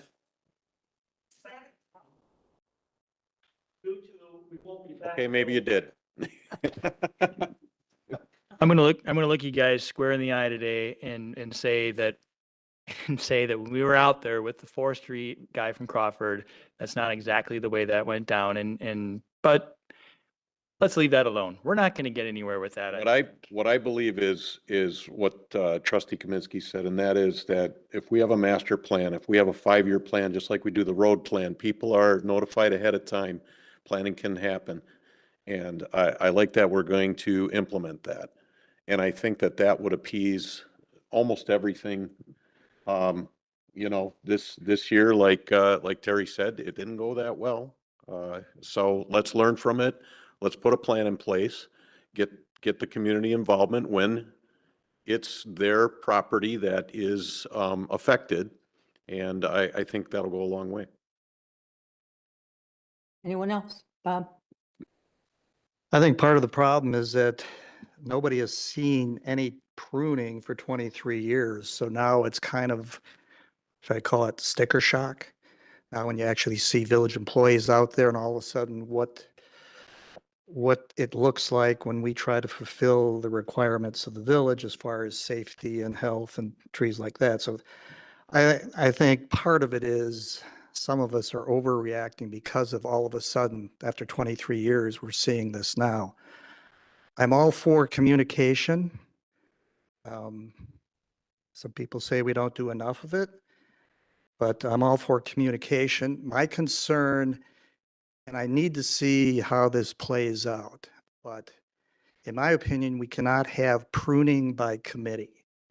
It's going to take so much time to reach a consensus with whoever's out there with their opinion. Everybody's got an opinion as far as what a tree looks like. Everybody's got an opinion as far as what's a good color. I've been through this for 44 years when I was constructing roadways, and there were discussions about trees being removed because they were too big and they were heaving the curb lines and the driveway approaches. People would send their kids out there linking their arms when we were sitting there trying to cut the tree down. So I understand how sensitive these are. It's almost part of the family. So, I understand that part of it, but we also have to look at the practical part of it and how is this going to work with committee out there while the tree guys are out there and they're saying, yeah, this one can come down, but not that one. And, you just expanded this level of effort 3-4 times. That costs money to do that too. So there's got to be a balance there somewhere. And I think a good start is seeing what the concept would be, what the plan could be, and see if it makes sense for both of us.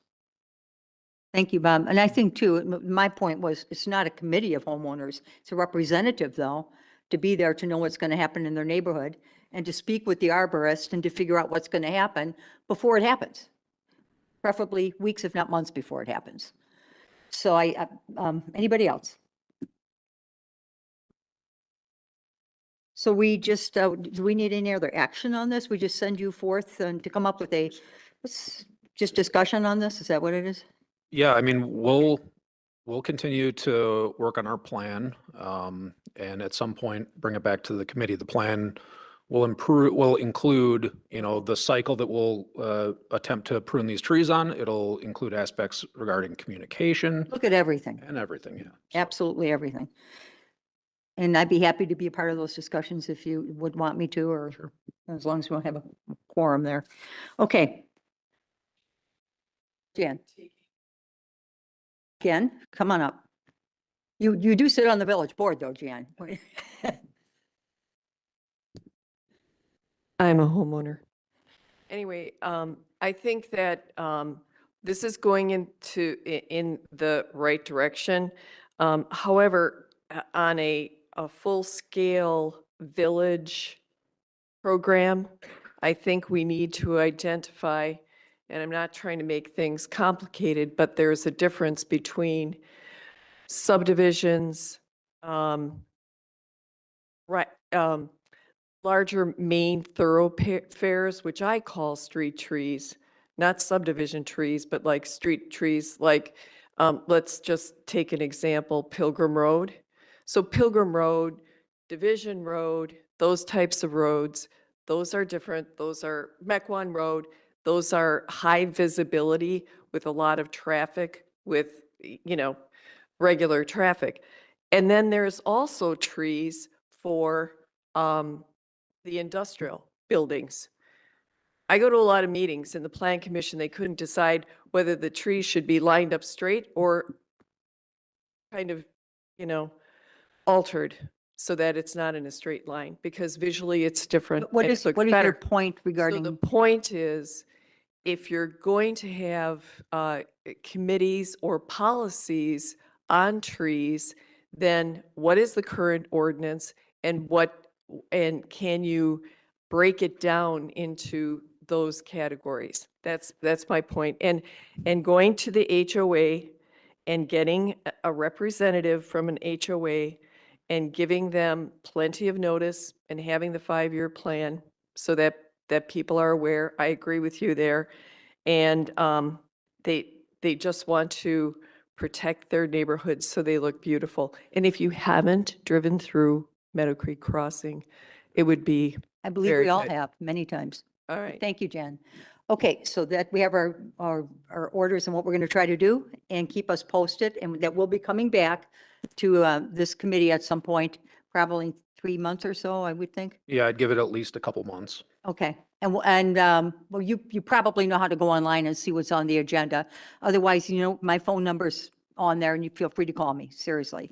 I don't mind, I'll keep you posted, okay? Thank you for coming and sharing. Okay, moving on to mailbox policy discussion.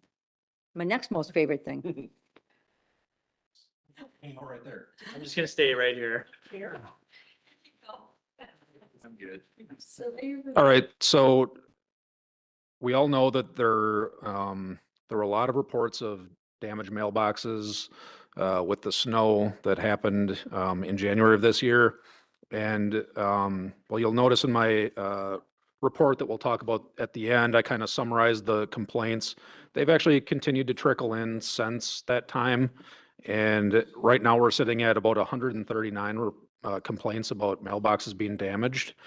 And out of that, we've taken responsibility for 7 of those, where the policy says if there's a direct blade strike and there's evidence of a hit on the mailbox, that the village will take responsibility. If it's a weight of snow issue, then we don't take responsibility. So that's kind of how the current policy works. First is they're going to report an issue to us, and then we're going to send somebody out to inspect. When they do an inspection, they'll do what they can to make the mailbox usable if it's possible. Sometimes it's not possible. And in a limited number of cases, I think we have approximately 40 temporary mailboxes. We're able to put those out as well. This far exceeded our inventory of temporary mailboxes, though. And like I said, direct plow blade strikes, we'll take responsibility for those. We'll set out the temporary, and then come spring, when the homeowner rebuilds their mailbox, we'll reimburse for $75, up to $75 with proof of receipts. Excuse me, would you, if you're going to talk, we have to continue to conduct here. And this is on TV and they're hearing the rumble in the background. Okay, I'm sorry, Matt. Yep, so that's kind of where we're at now. The one additional step I didn't mention yet was that there is an appeal policy, which we'll probably experience here in the coming months. That if they disagree with the determination that was made by village staff, there's an appeal process to the committee where they can present their case and potentially get reimbursement that way as well. So similar to when we were talking about trees, there's other options that are available to us. You know, we can look at the extremes and offer no reimbursement.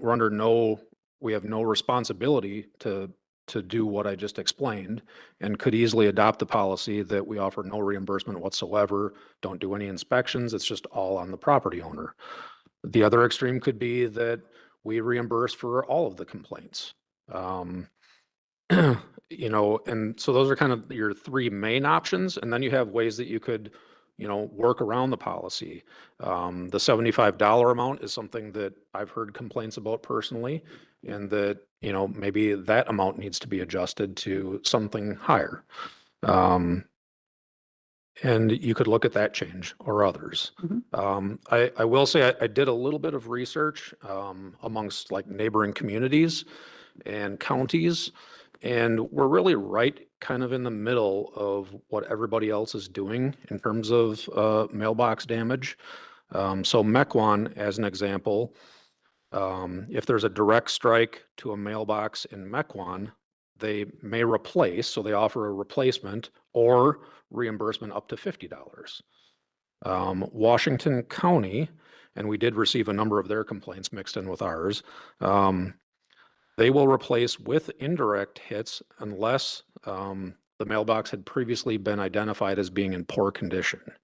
And they'll replace either with indirect or direct up to $80. Menominee Falls, they do much like us, basically the same thing, but their maximum reimbursement is $45. And then if you look at Waukesha County, they're probably the most lenient, and they'll come out and repair or do a replacement. They do have a limit though, and if you had a very decorative mailbox, they wouldn't replace it in kind. They would give you something less. I'm going to ask you to explain, you know, my mailbox was like this before the storm, and now it's kind of like that. And I need an explanation of the snow, the force of the snow, because that's what the majority of these complaints are. The depth of the snow, the weight of the snow, and the force of the plow going by, which we really, I don't think have any control over, but I need an engineer, somebody to explain to me what the force is so other people can understand. Yeah, I mean, when we look at what happened, it was really an unprecedented event in terms of the amount of snow. We measured at our Public Works facility 26 inches of snow in a period of 5 days, 26.1, I think it was. 6.1. Don't want to forget about that .1. And especially the Friday, Friday night into Saturday of that storm, the snow was particularly wet and heavy. And I did a little research. The weight of a heavy wet snow could be as much as 20 pounds per square foot. A lighter snow could be down to 1 pound. So we were much higher, toward that 20 pound per square foot range. And then combine that with its weight, it requires more force to get up off of the street. So when you're pushing it, it's moving a little faster and it's a little heavier. That combination of things led to the damage that we're seeing here on the mailboxes. And like we said, for the vast majority of the reports we've taken, we've determined that it has been weight of snow and not a direct strike. Okay. Bob, you ride along quite a bit with these guys. What's your experience? Well, they didn't let me drive, so I was pissed off about that. So it's not your fault these mailboxes are down. Oh, not at all. Well, what I experienced, first of all, I just want to say that they were Tom. I rode with Tom. Okay. And my sense is that the rest of the drivers are like Tom and they like what they're doing. They're talented, they're conscientious, and they're professional at what they're doing. Okay, they had a big job to do that night. I mean, this is what 3/4 of the snow we typically get in a year. Half, Something yeah. like that. Half 60%, yeah, somewhere in there. Yeah, it was just crazy. It was just an extreme situation. I mean, we got stuck once in a snowplow. That's how much snow there was there. Fortunately, there's a lot of salt on the back that we could get unstuck. So they're battling things like parked cars, cars that are stuck, cars that people just ignore the snowplows. They get really close. So the drivers are focused in on watching out for those issues because they've got a lot of weight there and it's dangerous. So to ask them to focus in on the mailboxes and slow down or move further away, that's just not realistic at all. It's not realistic. So I did this research too on what a square foot, I got 13 pounds per square foot. Roofs are designed for 20. Bottom line, it's still heavy. Force equals mass times acceleration, right? We all know that, right? So it's not just the weight, it's the acceleration of it hitting that. I saw, a lot of mailboxes when that snow hit it, either tipped over or some were just completely buried. It was so much snow. It was flying over the top of the wing. So unique situation that we were in here, and that's why we're seeing so much. The other issue too, it's not just the wet snow or the driver being too close. It's the mailbox itself. There's a lot of mailboxes out there that were constructed wrong or real cheap. Either they're real old, they're starting to rot. They're too close to the road. They're too low. All of those things figure into the hits also. And that's not our fault. It's not the village's fault that these are constructed improperly and located improperly. So that's a factor that needs to be figured into this also. I did some research. I went to Noise and Fleet Farm. I do that every day now. And just did a cost estimate off a mailbox. What would it cost to replace it completely? So the mailbox was $22. A 4x4 kit was $55. And then a bag of Quikrete concrete was $9. So at the end of the day, you could put an entirely new mailbox in before taxes of $86. So we were talking about maybe an option is to change the costs that I think we're good where we're at, to be honest with you. That's 75 compared to the other counties, and that we're even on the high end of it. So figuring in that the mailboxes may be compromised to begin with, our guys, I thought did an amazing job. They're careful. Somebody called me and said that I think that the snowplow driver intentionally was targeting my mailbox, and you probably get that once in a while. It's like, I don't think so, but I'll track this down. So at the end of the day, it was an anomaly, the amount of snow, how heavy it was, trying to keep the roads clear. I think that's priority instead of being very careful around mailboxes because it's just not going to happen. Ready? Anybody else? Yeah. So I think there's, we did have one road that tended to get hit pretty hard, and it's kind of a rural road. And that one was most likely determined that it was the velocity and the weight of the snow that took them off. I'm probably a little unique situation here in that speed limit's 45 past my house. And I've lost lots of mailboxes when it was a county road. And, you know, it just changed to a village road. But that's, you know, on a rural road, I expect that. And you see people putting ramps up in front of their mailbox so that it doesn't get hit. And guess what? It gets hit. Luckily, mine stayed on, but I was fully expecting it to be in the ditch because it's happened numerous times to me. So that's part of it. I don't really want to change the policy about, you know, the snow velocity versus a direct strike. I think that is something, and this was a very unique year for this, especially 1 week of really a lot of snow, more snow than we typically receive. I think the reimbursement based on what Trustee Warren said, I did look as well and thought that the $75, that does not include installation if someone cannot do that, but it does pay for the materials to do that. And I can tell you, I've never put a concrete pole in. It's always been 4x4s right into the ground. There's the problem. Yep, mine's the problem, but mine was intact. So I'd like to keep it the same. I don't know how you possibly make any changes, right? There is no logical way to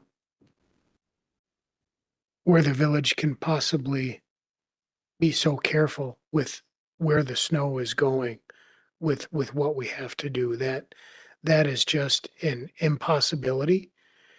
And the only way to guarantee no damage to mailboxes by snow would be to plow smaller ways in the street, which then the post office can't get to the mailboxes, right? So that does not work.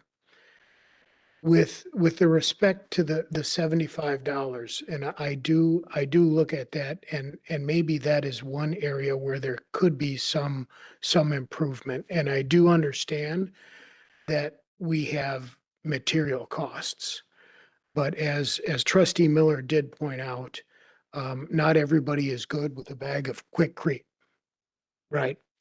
And according to our own counts, we're liable for a total of 7 mailboxes out of 139.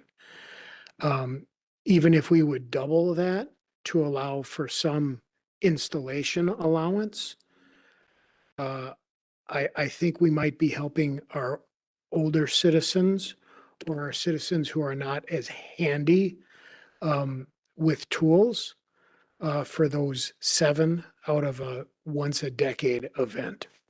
Just a thought.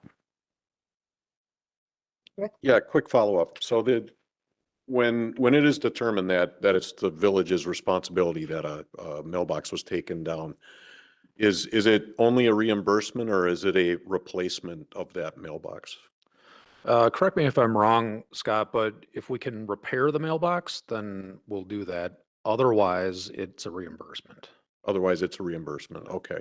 Yeah. And many people don't have a standard mailbox anymore. They have many different ones. So reimbursement would be. Reimbursement as they want to buy it. Yeah, so we've done one of these so far. It was a business who had its mailbox damage, and after an inspection and then a re-inspection, we took responsibility for the mailbox. They replaced it right away and provided a receipt of proof that they actually spent like $200 because it was a commercial mailbox.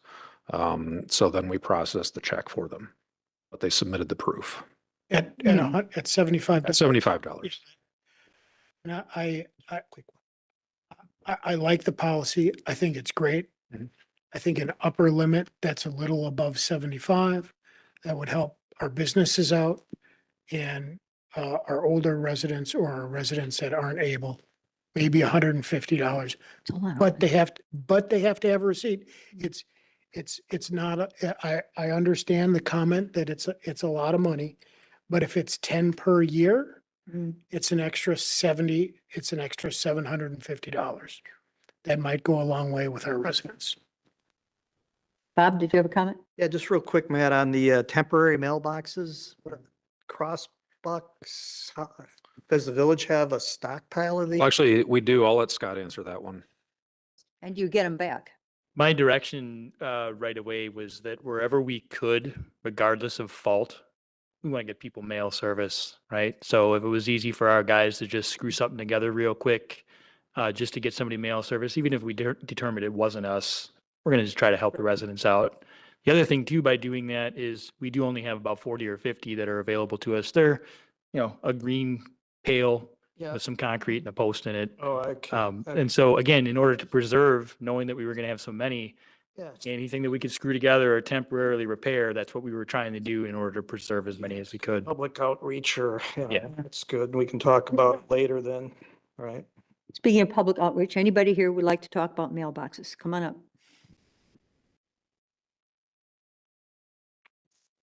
Sorry, I have a question. Our mailbox was taken out. The post was split in two. So we were able to have our newspaper box in one post and our actual mailbox on the other post. But we didn't call it in because we figured it's a big snow, these things happen. But then someone came along and fixed it, which we don't know who did that. And then we also got this little hanging tag that says, "Oh no, we didn't do it," meaning the village. And so we were very confused about the whole process. We do think that you should change the wording on your tag though, because What does the tag say? well, there's like 5 different things. And the impression that we got was, well, we know we did it, but we really didn't. We're not going to do anything about it. So there you go. It's just a little, I don't know, it could be worded better. But did anyone do anything? Did you guys come on Cedar Lane and fix mailboxes? Because there were a bunch of them that were down. We came on Cedar Lane. Did you? Okay. That was, That was the one? Okay. All right. Well, thanks. If you fixed it, thanks. If you didn't, that's Again, okay. just as a courtesy, we were just trying to help people get All right. mail service. Cedar Lane got creamed. Yeah. No, I do too. I'm getting them all the time. God, our post was broken in two, and my Ours husband, was as well. yeah, my husband works, that were, I mean, we. And that's not a strike when it's broken in two? It's heavy snow, like the villages and resorts.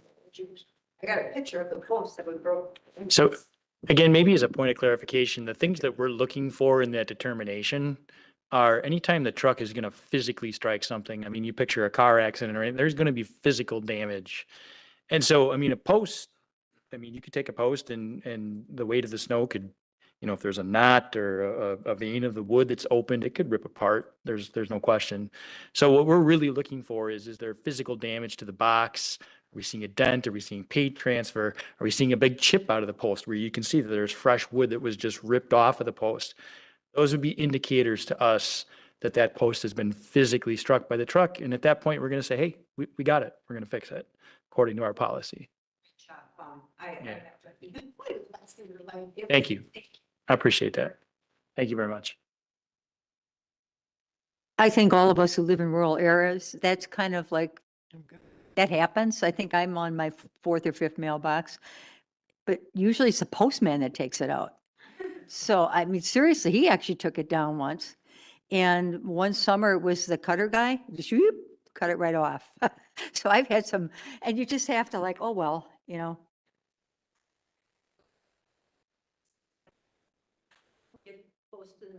Mailman kids get in there. And then you got people that have to shovel that, it's so, hard language, but you're damned if you do and damned if you don't, so I get it. Thank you. That was a good one, I'm glad I came just for that one. Yeah. Well, I do have a dumb question. Who determines where a mailbox post should be? Is it the US government post office? Is it, do they have like parameters that people don't follow. Very, very specific.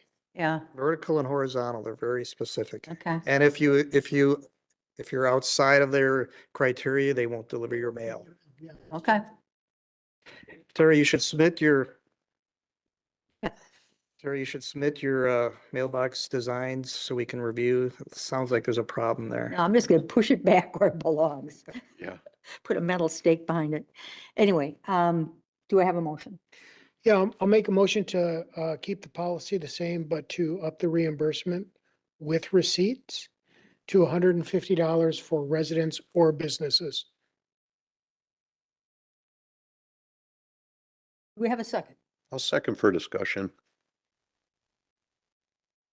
Okay, Well, yeah, let's discuss them. First off, there's two sections of Cedar Lane, so I don't know what happened with that parallel, but I'm telling you, Cedar Lane got hit, both sides of it. It's kind of funny. anyway. But anyway, yeah, I digress. My thought was more like $100, but that probably isn't enough to accommodate a installation. So how long has it been $75? Is my question, is question one. More than a year. And then, I believe that the quotes that Bob got are correct. Some of us live in subdivisions where they mandate mailboxes that have to look a certain way. And there is no way that if my mailbox were to be taken out, $150 would not come close to recovering what I would have to pay to put that back in. The new subdivision, Kinderberg Estates, their mailboxes cost thousands of dollars. Yeah, that's a new one. I was gonna say just south of you, I know there are several hundred, so you're accurate with that. So I think it's time we update the reimbursement amount because we are not all as handy as trustee Warren. But we know who to call. Hi, Jeff. Well, that's exactly why we have a limit, because Yeah. these ornamental mailboxes are ridiculous. It can't be, Yeah. yeah. I would like to say I do support increasing the amount, but not doubling it, and that's doubling it, especially after hearing what surrounding communities are doing for the most part. I could support going up to $100. I could support that, especially after talking thousands of dollars on everything else these days. What's $25 for a mailbox? I would support the $100. I'll make an amendment then to keep the mailbox policy as it is, but to have increase up to $100 Reimbursement. reimbursement. I second that. Any more discussion? How long has it been at $75? There was a point early in my career here where it was 70, and I think somewhere in there, Jay got it increased to 75. It's probably been 75 for 6 or 8 years-ish. 6 or 8 years? Yeah. Okay, all right, thank you. Hundreds of nice. We've seen everything from $45 up to 100 and something, so I think it's still in the middle, but it's the top middle, and it does help more. It's nice even though. Yeah. Any more discussion on the amendment? We'll vote. All in favor? Aye. Aye. Opposed? It's unanimous, and we'll vote on the original motion. Any more discussion on that? All in favor? Aye. Opposed? Okay, it's unanimous once again. Okay, what is next? We got through all the hard stuff. Remaining stuff should be pretty straightforward. Yep, tar and mastic purchase. So this is just the annual purchase that we do for tar and mastic. You can see the numbers there. Total cost is $32,000, $185.73. And we would purchase this through Sherwin Industries. They're the regional provider for that material. Is this increase from last year, do we know? Or is it just inflationary or? I don't know, Scott. Question is, did the tar and mastic price increase from last year? course. One of them actually decreased this year and the other one increased. It actually came out to be just about a wash. It's just about the same amount of money we spent last year. Okay. And again, I would say that Sherwin Industries has been excellent. If anybody remembers from last year, they asked us to talk about it, but they wanted to give us a number at the very last minute because they kind of suspected it was going to go down. So if you remember last year, I handed it out at the meeting. They Mhm. actually reduced their price last year. So they're always very fair with the village. Okay, committee? I'll make a motion to contract with Craftco Asphalt Rubber Plus, and Craftco Mastic One for the amount of $32,185.73 from account 10562000531330. Second, Discussion? quick question. Tom? Is this just for crack sealing? It's not for seal coating? The tar is typically used in conjunction with, so we'll go out and we'll tar the neighborhoods that are going to be seal coated. And then mastic, we're looking to, if you leave the parking lot here, you'll notice that when you go out onto Mequon Road, there's a seam, a larger seam. Mastic has aggregate in it and bonds together better, right? And so we're looking to bridge some of those bigger gaps. You'll see a little bit of work that we started out on Landon last year, where you're starting to get those seams and you're starting to get those areas where there's deterioration and holes starting. And so that we're not chasing, this is a way to bridge those gaps, keep moisture out. So that's what we're using mastic for. Okay, thanks. We have a motion, we have a second. Any more discussion? All in favor? Aye. Aye. Aye. Opposed? It's unanimous. Thank you. 2024 center and edge line striping.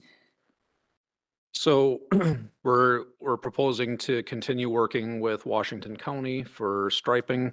You can see from the write-up that they're estimating $1,300 per mile for painting. We're planning to do 46.75 miles, bringing the cost of striping to $60,775 this year. And that's out of the account listed. Committee? Make a motion to, oops, went the opposite. Motion to approve the center line striping with Washington County, approximate amount of $60,775. Second, Any more discussion?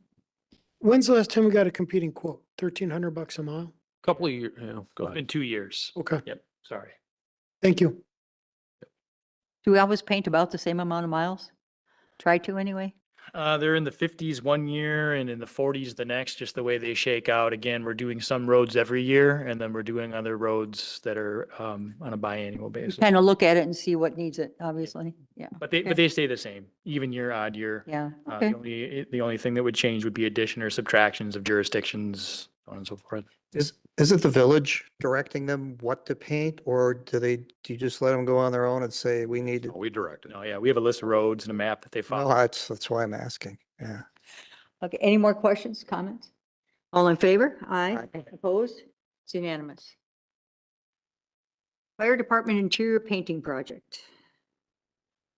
All right, so this is a painting project that was budgeted for with 2024 dollars.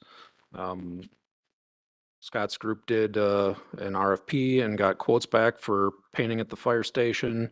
The low bid was Maycorp with $30,000, 863. This is one of kind of the last little bit of refresh efforts at the fire station. There have been a number of improvements throughout the building over the last 5 or so years. So we'd like to go ahead and award this to Maycorp and kind of finish up that process. I'll make a motion to award the interior painting of the fire building to Maycorp for an amount not to exceed $30,863 from account 10563000591400. Second. Discussion? What color? TBD. Okay, all in favor? Aye. Aye. Steve's gone Opposed? now. It's unanimous. Okay, now we go back to you, Matt, and that is project update, director's report. Yeah, so this is just my first attempt at putting together a report so that the committee and others could see some of the work that's being done in Public Works. I kind of broke it down by the different positions and who's doing what in the department. And then towards the end of the report, I thought it would make sense to provide just a quick update on where we're at with Richfield, talk about some compliance issues, deadlines that we have coming up and that sort of thing, different things that we're working on in the department. And then every month I'd like to summarize the complaints that we're receiving in the department Okay, for great. transparency. So I don't want to talk about everything, but I'd be happy to answer questions about anything. The things that I wanted to point out are highlighted in green. We already talked about that water main relay project, which is listed under the village engineer. That approach that we took with developing an RFP, I think is something that we're really going to try to use more consistently as a method of saving. And we realized, potentially up to $70,000 in saving just by, a couple hours of work and putting that RFP together. So that is one thing. I highlighted two things that our engineering tech, Jake, is working on. He's putting the bid packages together for the 2024 road program as well as the 2024 seal coating program. Both of those areas, the roads that are going to be rebuilt and the roads that are going to be sealed are posted online for viewing. Much like with the trees and everything else, we're going to work on having robust communication process about that. And I'm actually thinking, it might make sense with everything going on in the village to kind of package some of this stuff together and just have like a spring kickoff, here's what to expect in the village kind of thing. It's a good idea. So that is that one. The last couple things I wanted to highlight were one under compliance. So we're in the last year of our MS4 permit. That's a stormwater management permit. It's a 5-year permit. And we're working with Grafe right now on the process to apply for that permit. I am expecting that some of the requirements of the permit could be a little bit more onerous than they have been in the past, and you could interpret that as more costly and more time consuming. I think in large part due to the fact that we probably had less progress on what was required under the current permit than they'd like to see. It remains to be determined, but two areas where I'm expecting that they're going to have some new requirements for us are in salt reduction, which is, I think, by and large, their biggest goal, and then reduction in impervious surfaces. So that could mean, when we're talking about impervious surfaces, if, we do have some additional requirement placed on us that could add cost to projects if we're installing pervious surfaces. Another way to approach it would be to narrow existing impervious surfaces.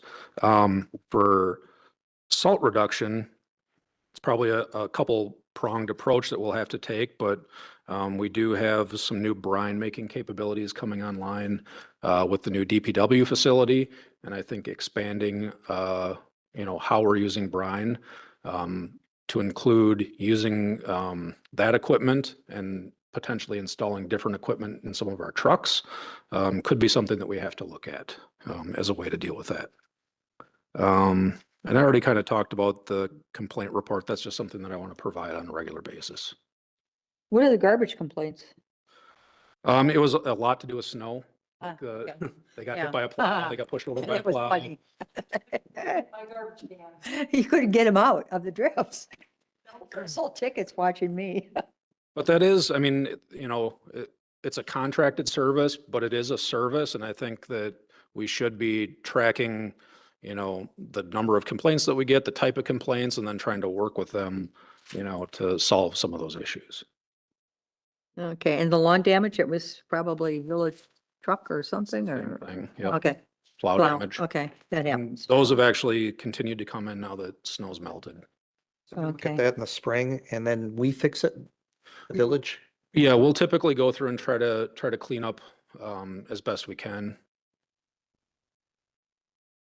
Okay, anybody on the committee have any announcements? No? And then we will move on to setting our meeting date. Wednesday or Tuesday? What did we decide last time? It's either going to be the 5th or the 6th of March.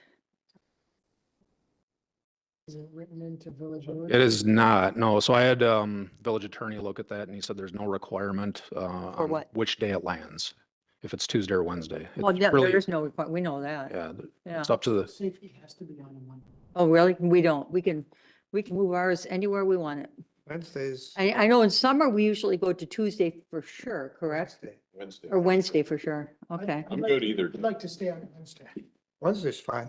I like Wednesday. Okay. That'll be Wednesday, the 6th of March will be our next meeting at 5:30 PM in this meeting room.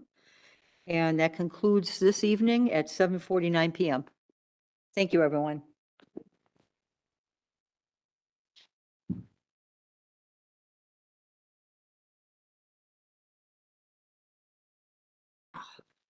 Well, that wasn't too bad.